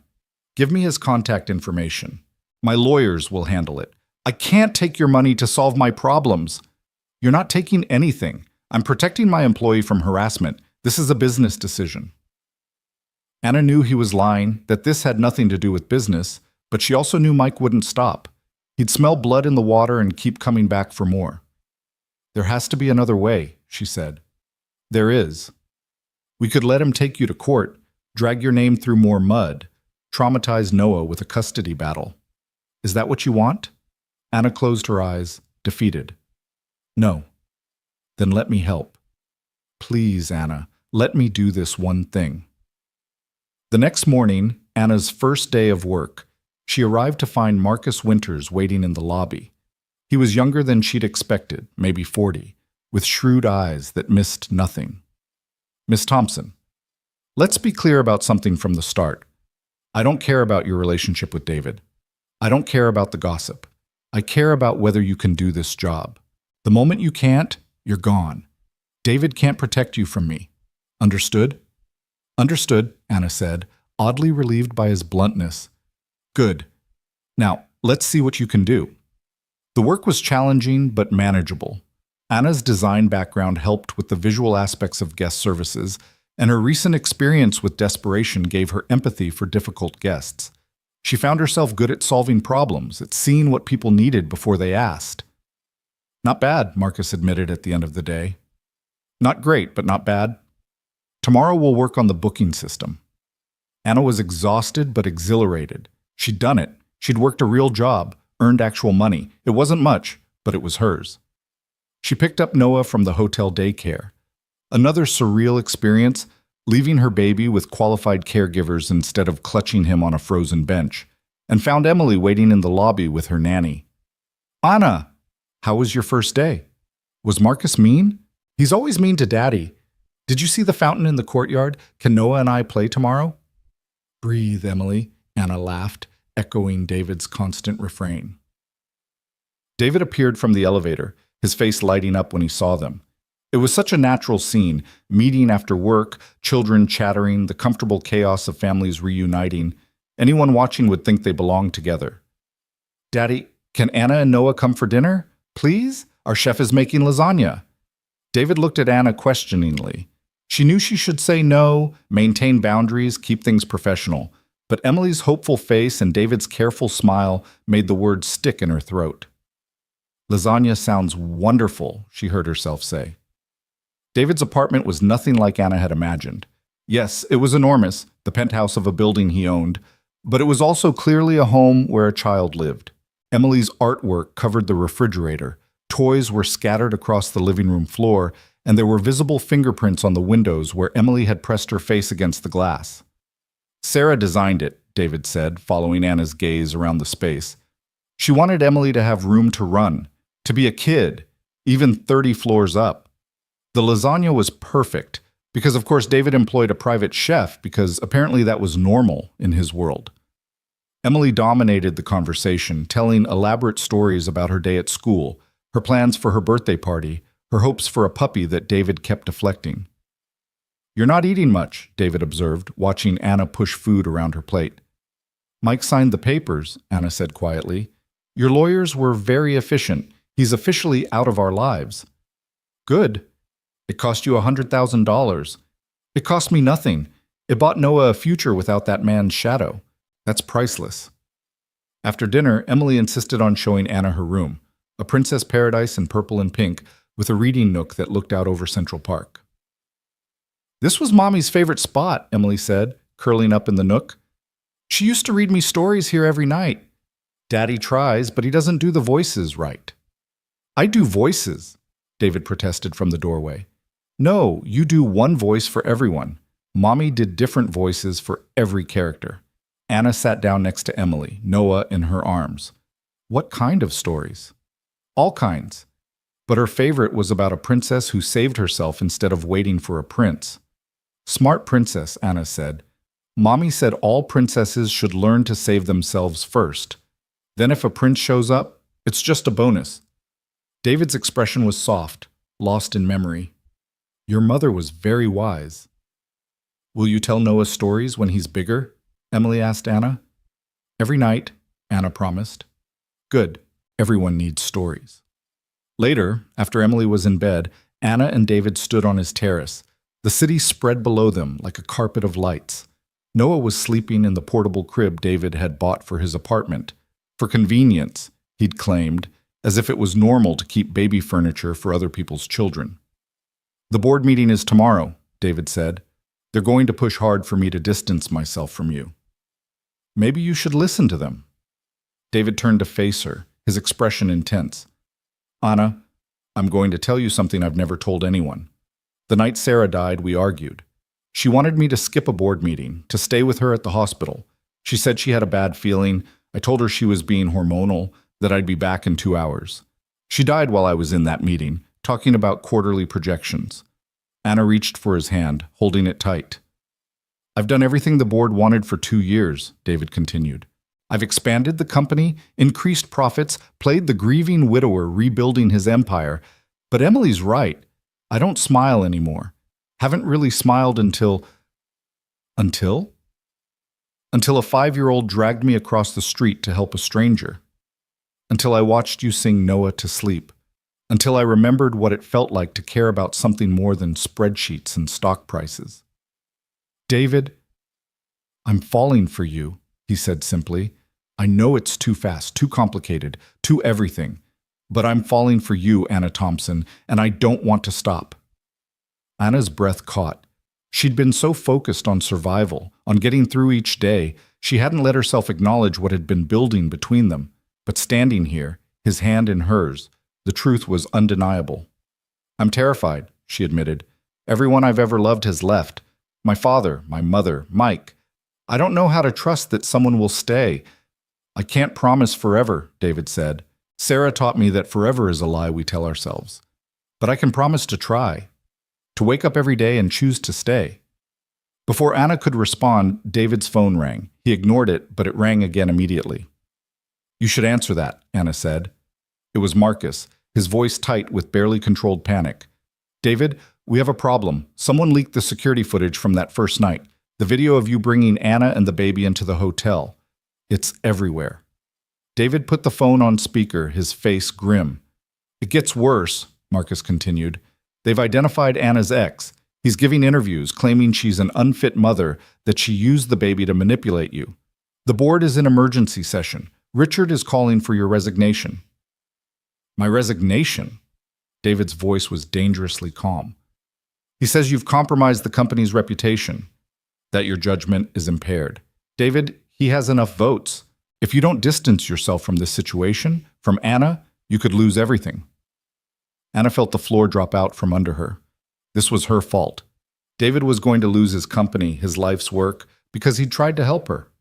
I have to go, she said, already moving toward Noah's crib. Anna, wait. No, David. This is exactly what I was afraid of. I'm poison. Everything I touch falls apart. She was crying now, hot tears of frustration and self-loathing. Your board is right. Your judgment is impaired. You're throwing away everything for someone you barely know. I know enough, David said firmly. I know you fought for your son when everyone else would have given up. I know you make Emily laugh like she hasn't since Sarah died. I know you see me, not my money or my hotels or my reputation, but me. That's not enough. It's everything. David's composure finally cracked. Anna, do you understand what you've given me? For 2 years I've been dead inside, going through the motions, existing for Emily but not living. You made me want to live again. That's worth more than any company. Anna stared at him, this man willing to sacrifice everything for her and Noah. It was too much, too big, too frightening. I need time, she whispered. I need to think. David nodded, though she could see the effort it took not to argue. Take all the time you need. But Anna, know this. Whatever the board decides, whatever happens with the company, my feelings won't change. I choose you. I choose us, even if you can't choose me back. Anna left with Noah, her mind spinning. In the elevator, she held her son close, breathing in his baby scent, trying to ground herself. The security guard in the lobby gave her a sympathetic look. Everyone knew about the scandal by now. Her phone was buzzing with texts, 3 from David, which she couldn't bear to read, 1 from an unknown number that made her blood run cold. You think you've won, but I know things about you that would make your precious David run. Mike hadn't given up. The 100,000 had just been the beginning. She was almost to her apartment when she saw them, photographers, dozens of them, surrounding the building. Someone shouted her name, and suddenly they were swarming, cameras flashing, voices yelling questions. Anna, is it true you targeted David Miller? How much is he paying you? Is the baby really yours? Anna clutched Noah, trying to push through, but they pressed closer. Noah started crying, overwhelmed by the noise and lights. Anna felt panic rising. They were trapped. Then suddenly David was there, appearing from nowhere with building security. He wrapped his arm around Anna, shielding her and Noah with his body, his voice cutting through the chaos. "Back off, all of you, or I'll have you arrested for harassment. This is private property." They made it inside, Anna shaking, Noah screaming. David guided them to the elevator, his hand steady on her back. "How did you know?" Anna gasped. "The security guard called me. I was already on my way over." He hit the button for her floor. "Anna, you can't stay here. It's not safe." "I'm not going back to your apartment." "Then the hotel. Just for tonight, until we figure something out." Anna wanted to argue, but Noah was still crying, and she was so tired. Tired of fighting, of running, of being strong. "Okay," she whispered. "Just for tonight." But even as David called for his car, even as they snuck out the back entrance, Anna knew nothing would ever be just for tonight with them. They were past that, past simple, past safe. The hotel suite felt like coming full circle. Same luxury, same view, but everything had changed. Anna wasn't a stranger David had rescued anymore. She was, what? His employee? His friend? The woman he was falling for? "The board meeting is in 6 hours, David said, checking his phone. "Richard's called in everyone, even the international members. You should go home. Prepare." "I should be wherever you are," David countered. "The board can wait." "No, David. This is your life, your legacy. You can't throw it away for what? For love?" The word hung between them, heavy with possibility. "Because that's what this is, Anna. Or what it could be if you'd let it." Anna looked at him, this beautiful, broken man offering her everything. She thought about her mother, who'd died still waiting for Anna's father to come back. She thought about Mike, who'd promised her the world and delivered nothing but pain. She thought about trust and risk and the terrifying possibility of happiness. "I don't know how to do this," she admitted. "I don't know how to let someone love me." "Then we'll learn together," David said simply. "We'll make mistakes and figure it out as we go. But Anna, we have to try. Emily needs us to try. Noah needs us to try. I need us to try." A knock at the door interrupted them. David opened it to find Marcus standing there, his expression grim. "The board's been meeting all night," he said without preamble. "Richard has the votes, David. Unless you publicly renounce any romantic involvement with Ms. Thompson, you're out as CEO by morning." "Then I'm out," David said calmly. "David, don't be stupid. This company is your life." "No," David corrected. "It was Sarah's in my dream." "But dreams change, Marcus. People change. I'm not the same man who built this empire." Marcus turned to Anna. "You could stop this. Walk away. Let him keep what he's worked for." Anna looked at David, saw the certainty in his eyes. He'd already chosen. The question was, what would she choose? "I tried to walk away," she said quietly. "He followed me. He keeps following me, even when I push him away." "Because you're worth following," David said. Marcus threw up his hands. "You're both insane. Fine. Throw away $1 billion company for some romantic notion. But don't say I didn't warn you." After he left, David and Anna sat in silence, the weight of what was happening settling over them. "I can't let you do this," Anna said finally. "It's already done. The moment I brought you here that first night, it was done. I just didn't know it yet. Your board will either accept my decision or not. Either way, I'll be fine. I have enough personal wealth to never work again. Emily will be fine. The question is, will you be fine? Can you handle being with someone the press calls a fool for love?" Anna laughed, surprising herself. Better a fool for love than a fool for nothing. David smiled, that rare, real smile that transformed his face. "Is that what we are? Fools for love?" "Maybe," Anna said, moving closer to him. "But maybe that's not the worst thing to be." David pulled her into his arms, and Anna let herself be held. For the first time since her mother died, she felt safe. Not the temporary safety of a hotel room or a security guard, but the deep safety of being truly seen and chosen anyway. Noah made a small sound from his crib, not quite crying, but considering it. Anna started to get up, but David was already moving. "Let me," he said, scooping Noah up with practiced ease. "Hey there, little man. Can't sleep either." Watching David with her son, the gentle way he held him, the soft nonsense he murmured, Anna felt her last walls crumble. This was what she dreamed of when she was pregnant. Not the luxury, but the partnership. Someone who'd get up in the night, who'd share the weight of raising a child. "Tell me about Sarah," Anna said suddenly. "Tell me about falling in love with her." David looked surprised but settled back on the couch with Noah, considering the question. "We met in college. She was studying art. I was in business. We shouldn't have worked, but somehow we did. She made me see the world differently, not as something to conquer, but something to appreciate. She was light, Anna, pure light. You miss her." "Every day. But lately, it's different, less like drowning, more like a gentle ache, something I can carry without it crushing me." "Because of Emily?" "Because of you," David corrected. "You and Emily and Noah. You've shown me that life keeps going, that there's still beauty after loss." Anna moved closer, Noah between them, this makeshift family that shouldn't work but somehow did. "The board meeting will happen whether I'm there or not," David finished. "Richard wants me out. He has the votes. By noon tomorrow, I won't be CEO anymore." "How are you so calm?" David looked at her, really looked at her. "Because for the first time in 2 years, I know what matters. And it's not the company." Anna's phone buzzed. Another unknown number. Against her better judgment, she answered. "Miss Thompson? This is Jennifer Walsh from the New York Times. I'm writing a story about your relationship with David Miller, and I wanted to give you a chance to tell your side." Anna started to hang up, but something in the woman's tone stopped her. "What do you mean, my side?" "Your ex-boyfriend has made some serious allegations about your mental health, your fitness as a mother. And there are questions about Mr. Miller's judgment, his stability after his wife's death.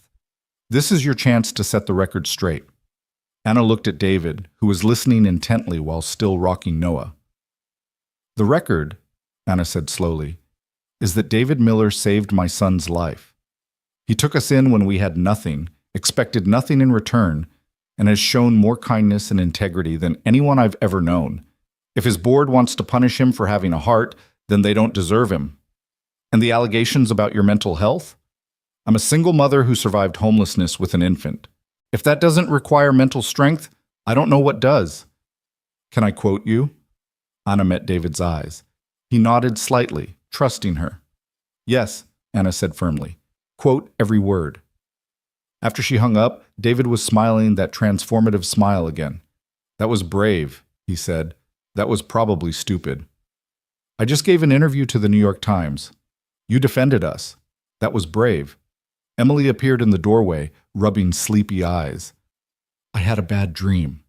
Without hesitation, she climbed onto the couch, fitting herself between David and Anna like she belonged there.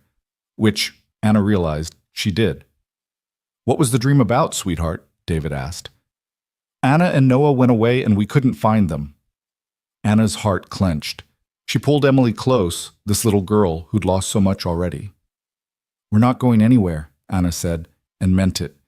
Whatever happened with the board, with the press, with all of it, she meant it. "Promise?" Emily's voice was small.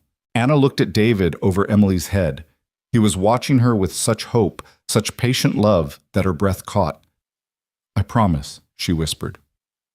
They stayed like that as dawn broke over Manhattan. David, Anna, Emily, and Noah, a family forged not by blood but by choice, by circumstance, by the strange alchemy of souls finding each other in the darkness. The board meeting was in 3 hours. The story would break soon. Mike was still out there, planning his next move. Everything was about to change. But in that moment, in that suite where it all began, they were together. And maybe, Anna thought, as Emily's breathing evened out in sleep, maybe that was enough. Maybe choosing each other in the face of everything trying to tear them apart was its own kind of victory. David reached over, his hand finding hers. "Whatever happens," he said quietly, "we face it together." "Together," Anna agreed, and for the first time in her life she believed it. The boardroom at the Archer Hotel Group headquarters was a study in corporate power, floor-to-ceiling windows overlooking Manhattan, a massive mahogany table that had witnessed dozens of million-dollar deals, and portraits of past chairmen watching like sentinels. David stood at the head of the table, facing 12 board members who'd flown in from around the world for this emergency session. Richard Blackstone sat directly opposite him, his silver hair gleaming under the lights, his expression one of paternal disappointment calculated to maximum effect. "David," Richard began, his voice carrying the weight of 40 years in business, "we've known each other since you were fresh out of Harvard. I watched you build this company with Sarah. I held Emily the day she was born. This isn't personal." "Everything is personal, Richard," David replied calmly. "You just pretend otherwise when it suits you." "The numbers don't lie," board member Patricia Chen interjected, sliding a tablet across the table. "Stock price down 12% since the story broke. 3 major corporate accounts threatening to pull their contracts. The Shanghai investors are reconsidering. Temporary market volatility," David countered. "It will stabilize." "Not with her still in the picture," Richard said bluntly. "David, I understand. You're lonely. The girl is pretty, vulnerable. She triggered your protective instincts. But this has gone far enough." "Her name is Anna," David said, his voice dangerously quiet. "And she's not a girl. She's a woman who survived circumstances that would have broken most people in this room." "She's a liability," board member Thomas Wright said. "Her ex-boyfriend sold his story to 3 tabloids this morning. Claims she has a history of mental instability, that she deliberately got pregnant to trap him." "Lies from a man who abandoned his child," David shot back. "Doesn't matter if they're lies," Richard said. "Perception is reality in our business. You know this, David. You taught me this." Marcus entered the room, his face grim. He handed David his phone without a word. The New York Times article was live. The headline read, "Love in the Time of Judgment, David Miller's Stand Against Corporate Cynicism." David read quickly. Jennifer Walsh had written a nuanced piece that portrayed him not as a man having a breakdown, but as someone choosing humanity over profit. Anna's quotes were powerful, dignified. There was even a statement from Dr. Patel about the medical emergency that first night, confirming that Noah would have died without intervention. "This changes nothing," Richard said, though David caught the flicker of uncertainty in his eyes. "The board has lost confidence in your judgment." "Then remove me," David said simply. "But know this, I own 32% of this company. Sarah's trust, which I control until Emily turns 21, owns another 15%. You remove me, and I'll sell every share to Marriott. They've been circling for years." The room erupted, board members shouting over each other, Richard's face turning an alarming shade of red. David stood calmly in the center of the storm, thinking about Anna and Noah back at the hotel, about Emily at school, about what really mattered. "You wouldn't dare," Richard finally managed. "Try me," David said. "I'm done living for this company. I'm done sacrificing everything that matters for quarterly earnings. Sarah died while I was in this room, Richard, in this exact room, discussing expansion strategies while she bled out in a hospital bed. I won't make that mistake again." "What do you want?" Patricia asked, ever practical. 6 months, David said. "Give me 6 months to prove this won't affect business. If I'm wrong, I'll step down voluntarily. No fight, no selling to competitors. But if I'm right, if the numbers recover and the scandal dies, you never question my personal life again." The board exchanged glances.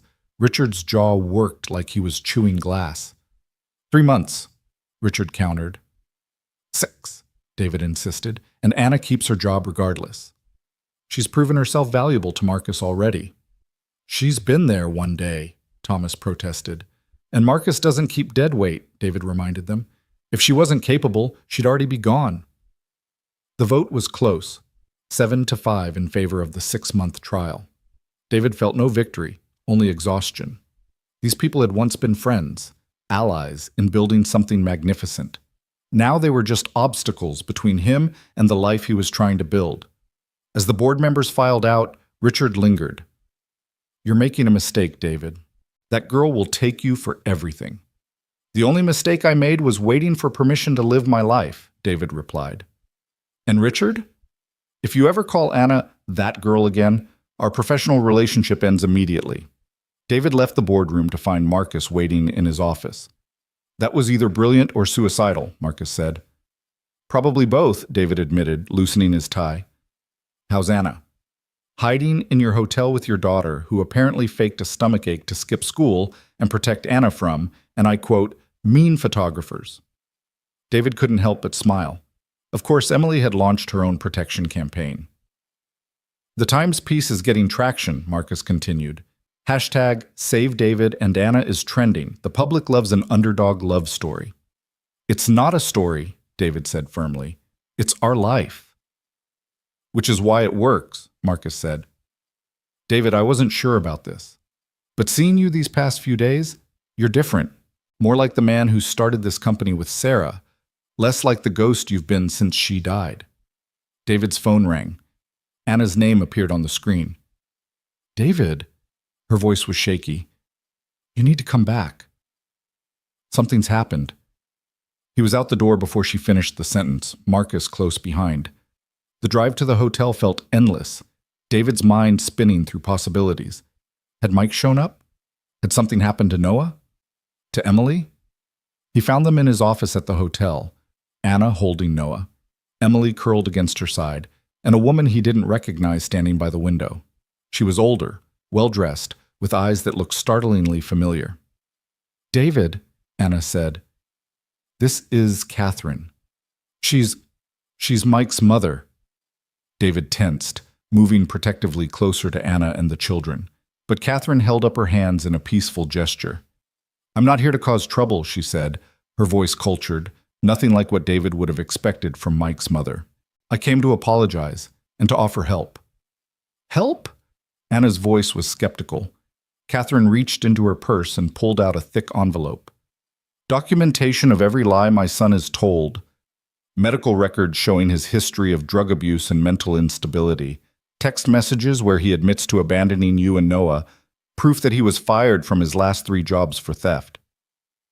Anna stared at the envelope like it might bite her. Why would you do this? Because I failed as a mother, Catherine said simply. I enabled Mike his entire life, made excuses for him, cleaned up his messes. When I saw the news, saw what he was doing to you and your beautiful baby, I realized I couldn't enable him anymore. She pulled out another document. This is a signed affidavit stating that Mike has never provided any support for Noah, that he abandoned you while pregnant, and that he's attempting extortion. I've already sent copies to every media outlet he's spoken to. Emily, who'd been unusually quiet, suddenly spoke up. Are you a good grandma or a bad grandma? Catherine's composure cracked slightly. I haven't had the chance to be any kind of grandma. Mike never told me about Noah until I saw the news. He's a really good baby, Emily informed her seriously. He only cries when he's hungry or needs a diaper. And he likes when you sing to him. Catherine's eyes filled with tears. He's beautiful. He looks just like Mike did as a baby, before I ruined him with my weakness. Anna stood slowly, Noah in her arms. David watched her wrestle with something, anger, fear, hope. Would you like to hold him? Anna asked quietly.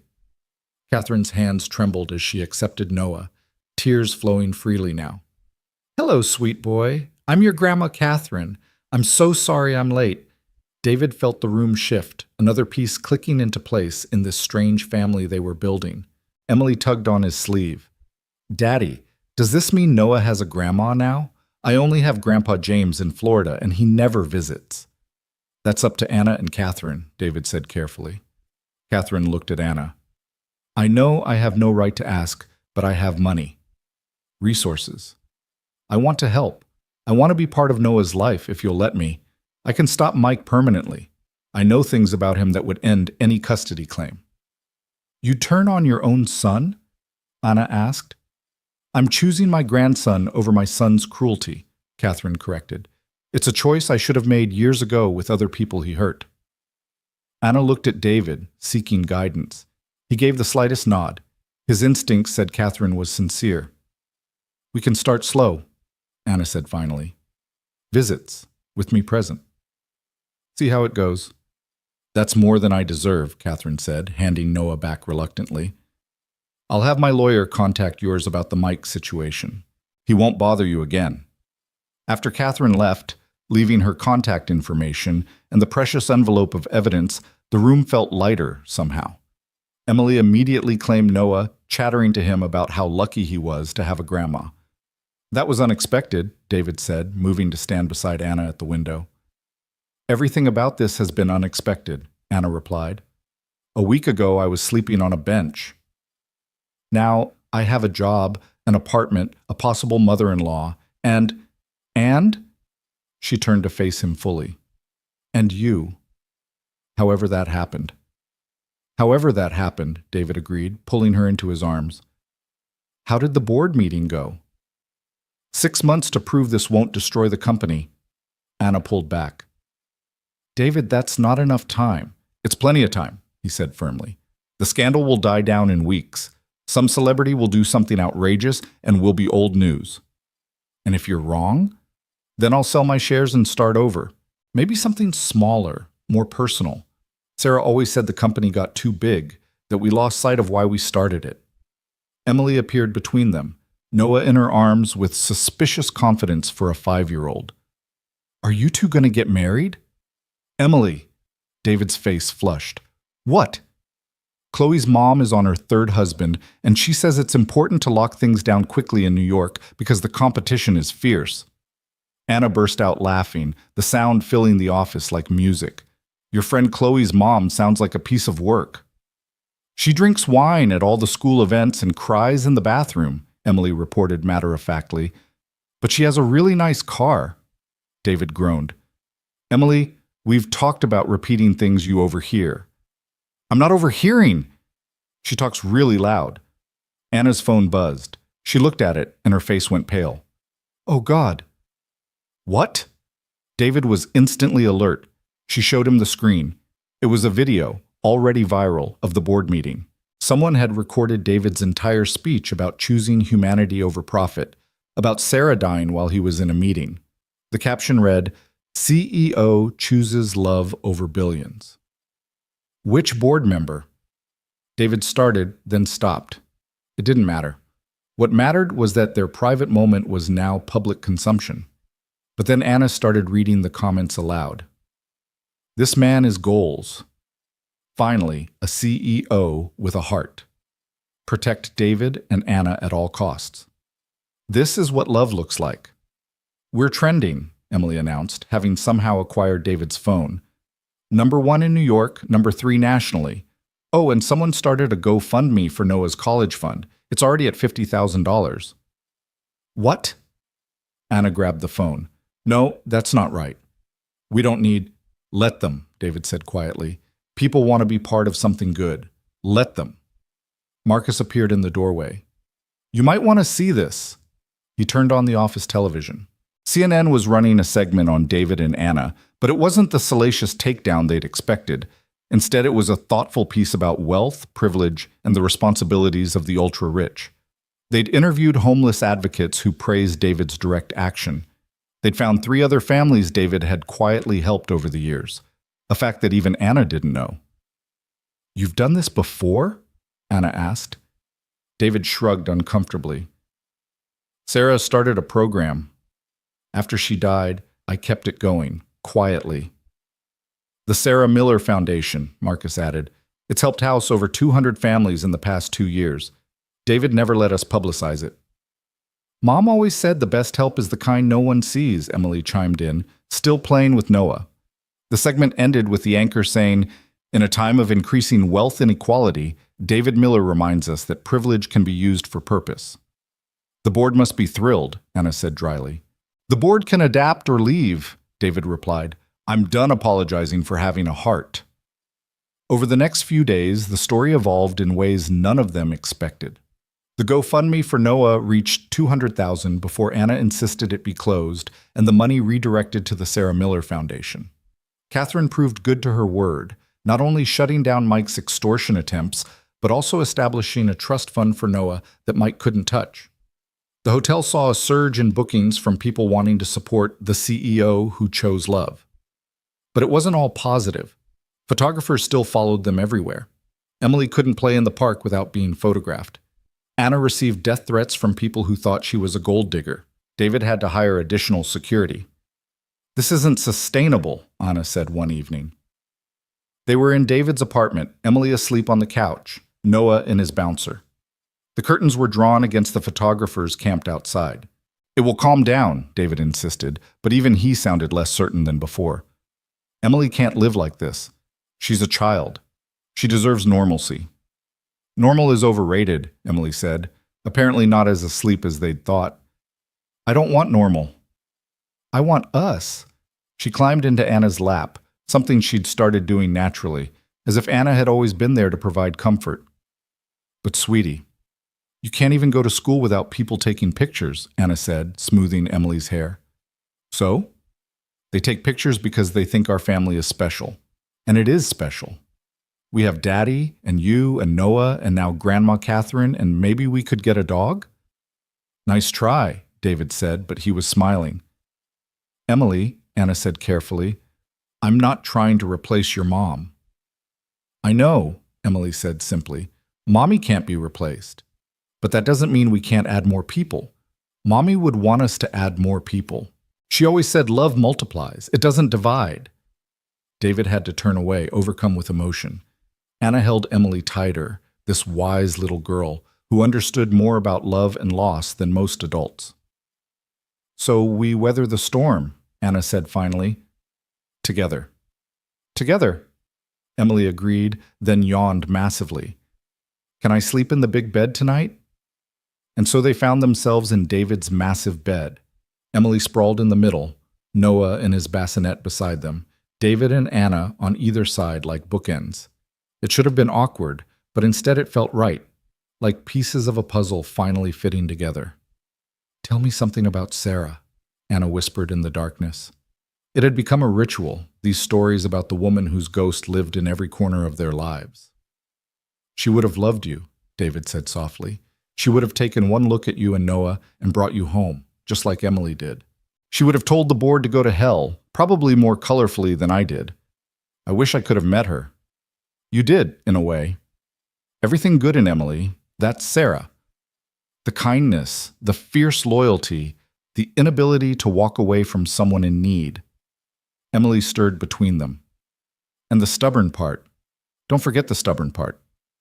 "Definitely the stubborn part," David agreed, pressing a kiss to his daughter's head. Anna's phone lit up with a text. She almost ignored it, but something made her look. It was from Jennifer Walsh at the Times. "Check your email. You'll want to see this before it goes live tomorrow." Anna opened her email, David reading over her shoulder. The subject line read, "The woman behind the scandal, an investigation." The article was thorough, almost invasively so, but it wasn't the hit piece Anna expected. Jennifer had dug deep, finding Anna's college professors who praised her talent, her former employers who confirmed she was a dedicated worker, even her mother's oncologist who described how Anna had cared for her mother during her final months. There were photos of Anna's design work, proof of her skills and ambition before life derailed her. But the real bombshell was at the end. Jennifer had found security footage from Anna's old apartment building, showing Mike leaving with suitcases the day Anna found out she was pregnant. She'd tracked down his ex-girlfriends, 3 of whom confirmed patterns of abandonment and emotional abuse. She'd even found the pawn shop where Mike had sold Anna's mother's jewelry while Anna was in the hospital giving birth. "This completely vindicates you," David said, amazed. "It violates my privacy," Anna corrected, but there was relief in her voice too. "But if it shuts down the gold digger narrative—" "It does more than that," David said. "It shows exactly who you are. A survivor, a fighter, a woman who deserves respect, not pity or judgment." Emily had gone back to sleep, her hand clutching Anna's shirt. Noah made a small sound, and David immediately got up to check on him, returning with the baby in his arms. "He's growing," David said, settling back into bed with Noah on his chest. "Look how much bigger he is than just a week ago." Anna watched David with her son, the easy way he'd taken to fatherhood again, and felt her heart crack open a little wider. This man who'd lost everything had somehow found room to love again, to take in strangers and make them family. "I love you," she said, the words escaping before she could stop them. David went very still. Even Noah seemed to pause in his squirming. "I'm sorry," Anna started. I know it's too soon, too complicated. I love you too, David interrupted. I've been afraid to say it, afraid it was too much too fast. But Anna, I loved you the moment you let Emily wrap her scarf around Noah. I loved you when you stood in my hotel room, terrified but still fighting. I loved you when you told the New York Times I had integrity. I love you right now, messy and complicated and real. Anna was crying, silent tears that felt like release. I don't know how to do this. How to be what you and Emily need. Just be yourself, David said simply. That's all we've ever needed. Noah chose that moment to spit up all over David's chest. Emily woke up complaining about the smell. The romance of the moment shattered into the chaos of real life. David changing his shirt, Anna cleaning Noah. Emily demanding to know why babies were so gross. But later, after Noah was settled and Emily was truly asleep, David and Anna lay facing each other in the darkness. The 6 months the board gave you, Anna whispered. What happens if the company doesn't recover? Then I'll have lost a company but gained a life, David replied. Sarah built the Archer with me because she believed in creating beautiful spaces where people could connect. Somewhere along the way, I forgot about the connection part, focused only on the spaces. You've reminded me what matters. The board will destroy you if they can. Let them try. I have something they don't, a reason to fight that goes beyond stock prices. Anna moved closer, careful not to wake Emily. I never expected this. Any of this. When you stopped that night, I thought you'd give us a meal, maybe some money, then disappear. I never imagined that I'd fall in love with you, that you'd see me as worth loving. David's hand found hers across Emily's sleeping form. Anna, you're worth everything, you and Noah and this little family we're building. It's messy and complicated, and the press won't leave us alone, and the board wants me gone, but it's real. It's the most real thing I've felt in 2 years. The next morning brought a new wave of chaos. The Times article had indeed shifted public perception, but it had also brought out more crazies. David's security team intercepted 3 attempted break-ins at Anna's official apartment. Someone leaked Emily's school schedule, leading to photographers trying to get pictures through the classroom windows. This ends now, David said, pacing his office like a caged lion. Marcus and the head of security stood watching him warily. What do you have in mind? Marcus asked. We go fully public. Complete transparency.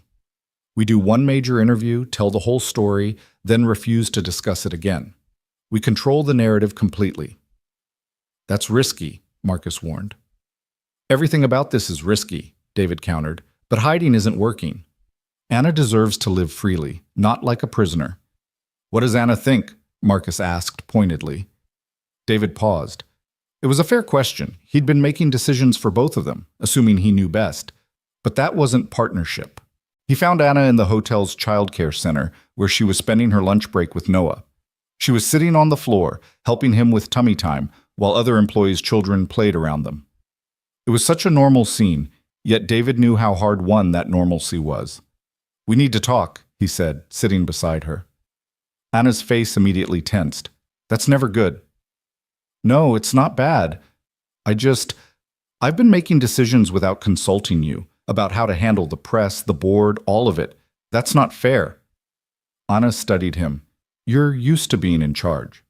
Yes, but this isn't a business deal. This is our life, your life. What do you want, Anna? How do you want to handle this? Anna was quiet for a long moment, watching Noah grab at a toy. I want to stop hiding, she said finally. I want to take Emily to the park without bodyguards. I want to work without photographers trying to get pictures through the windows. I want Noah to grow up normal, not as the baby from the scandal. So we tell our story. Once, completely. Then move on. Together? Together. They chose Oprah. Because if you're going to tell your story to the world, you might as well do it with the queen of interviews. She came to them, setting up in David's apartment, wanting the intimacy of their real space. Emily was thrilled. Oprah! In our house! Wait until I tell Chloe. The interview was scheduled for 3 hours, but went for 5. Oprah had a way of drawing out truth, of making them comfortable enough to be vulnerable. David talked about Sarah's death, about the guilt and grief that had consumed him. Anna spoke about her mother, about Mike, about the terror of sleeping on the streets with a newborn. They talked about that first night, about Emily's insistence on helping, about how love had snuck up on them while they were just trying to survive. "So what now?" Oprah asked as the cameras rolled. "The board has given you 6 months. The press won't leave you alone. You're facing challenges from all sides. What's next?" David and Anna looked at each other, then at Emily playing with Noah on the carpet, then back at Oprah. "We live," Anna said simply. "We raise our children. We work. We love. We stop apologizing for finding each other in unusual circumstances." "The world wants to make this complicated," David added, "but it's actually very simple. 2 broken families found each other and decided to heal together. That's the whole story." Oprah smiled that knowing smile that had made her famous. "And the wedding?" "Because you know everyone's wondering." Emily's head shot up from where she was playing. "Wedding? Are we having a wedding?" David's face flushed. "We haven't—" "Someday," Anna interrupted, smiling at David's surprise. "When we're ready. When it's about us and not about proving something to the world." "But someday," Oprah pressed gently. "Someday," David confirmed, his eyes never leaving Anna's face. After Oprah and her crew left, the apartment felt strangely quiet. Emily was bouncing with excitement about being on TV. Noah needed a bottle. Life continued its rhythm, despite the magnitude of what they'd just done. "That was terrifying," Anna said, collapsing on the couch. "That was perfect," David corrected, sitting beside her. "You were perfect." "Did you mean it?" "About someday?" David pulled her close. "I meant it. When you're ready. When the chaos dies down. When it can be about us, not about the scandal or the board or anything else. That could be a long time." "I'm not going anywhere," David said firmly, "however long it takes." Emily climbed between them, Noah in her arms with her usual confident grip. "I think we should have the wedding at the hotel. On the roof by the pool. And Noah can be the ring bearer, and I can be the flower girl, and we can have chocolate cake." "You've got it all planned out," Anna laughed. "Someone has to," Emily said seriously. "You adults make everything too complicated." Looking at this little girl who'd lost so much but still believed in happy endings, Anna felt the last of her resistance crumble. Maybe Emily was right. Maybe they were making it too complicated. Maybe love was just this simple. Choosing each other again and again, despite the chaos. "Okay," Anna said, surprising everyone, including herself. "Not tomorrow, not next month, but someday. We'll have a wedding on the roof by the pool with chocolate cake." "And a dog?" Emily asked hopefully. "Don't push it," David laughed, but Anna could see him weakening.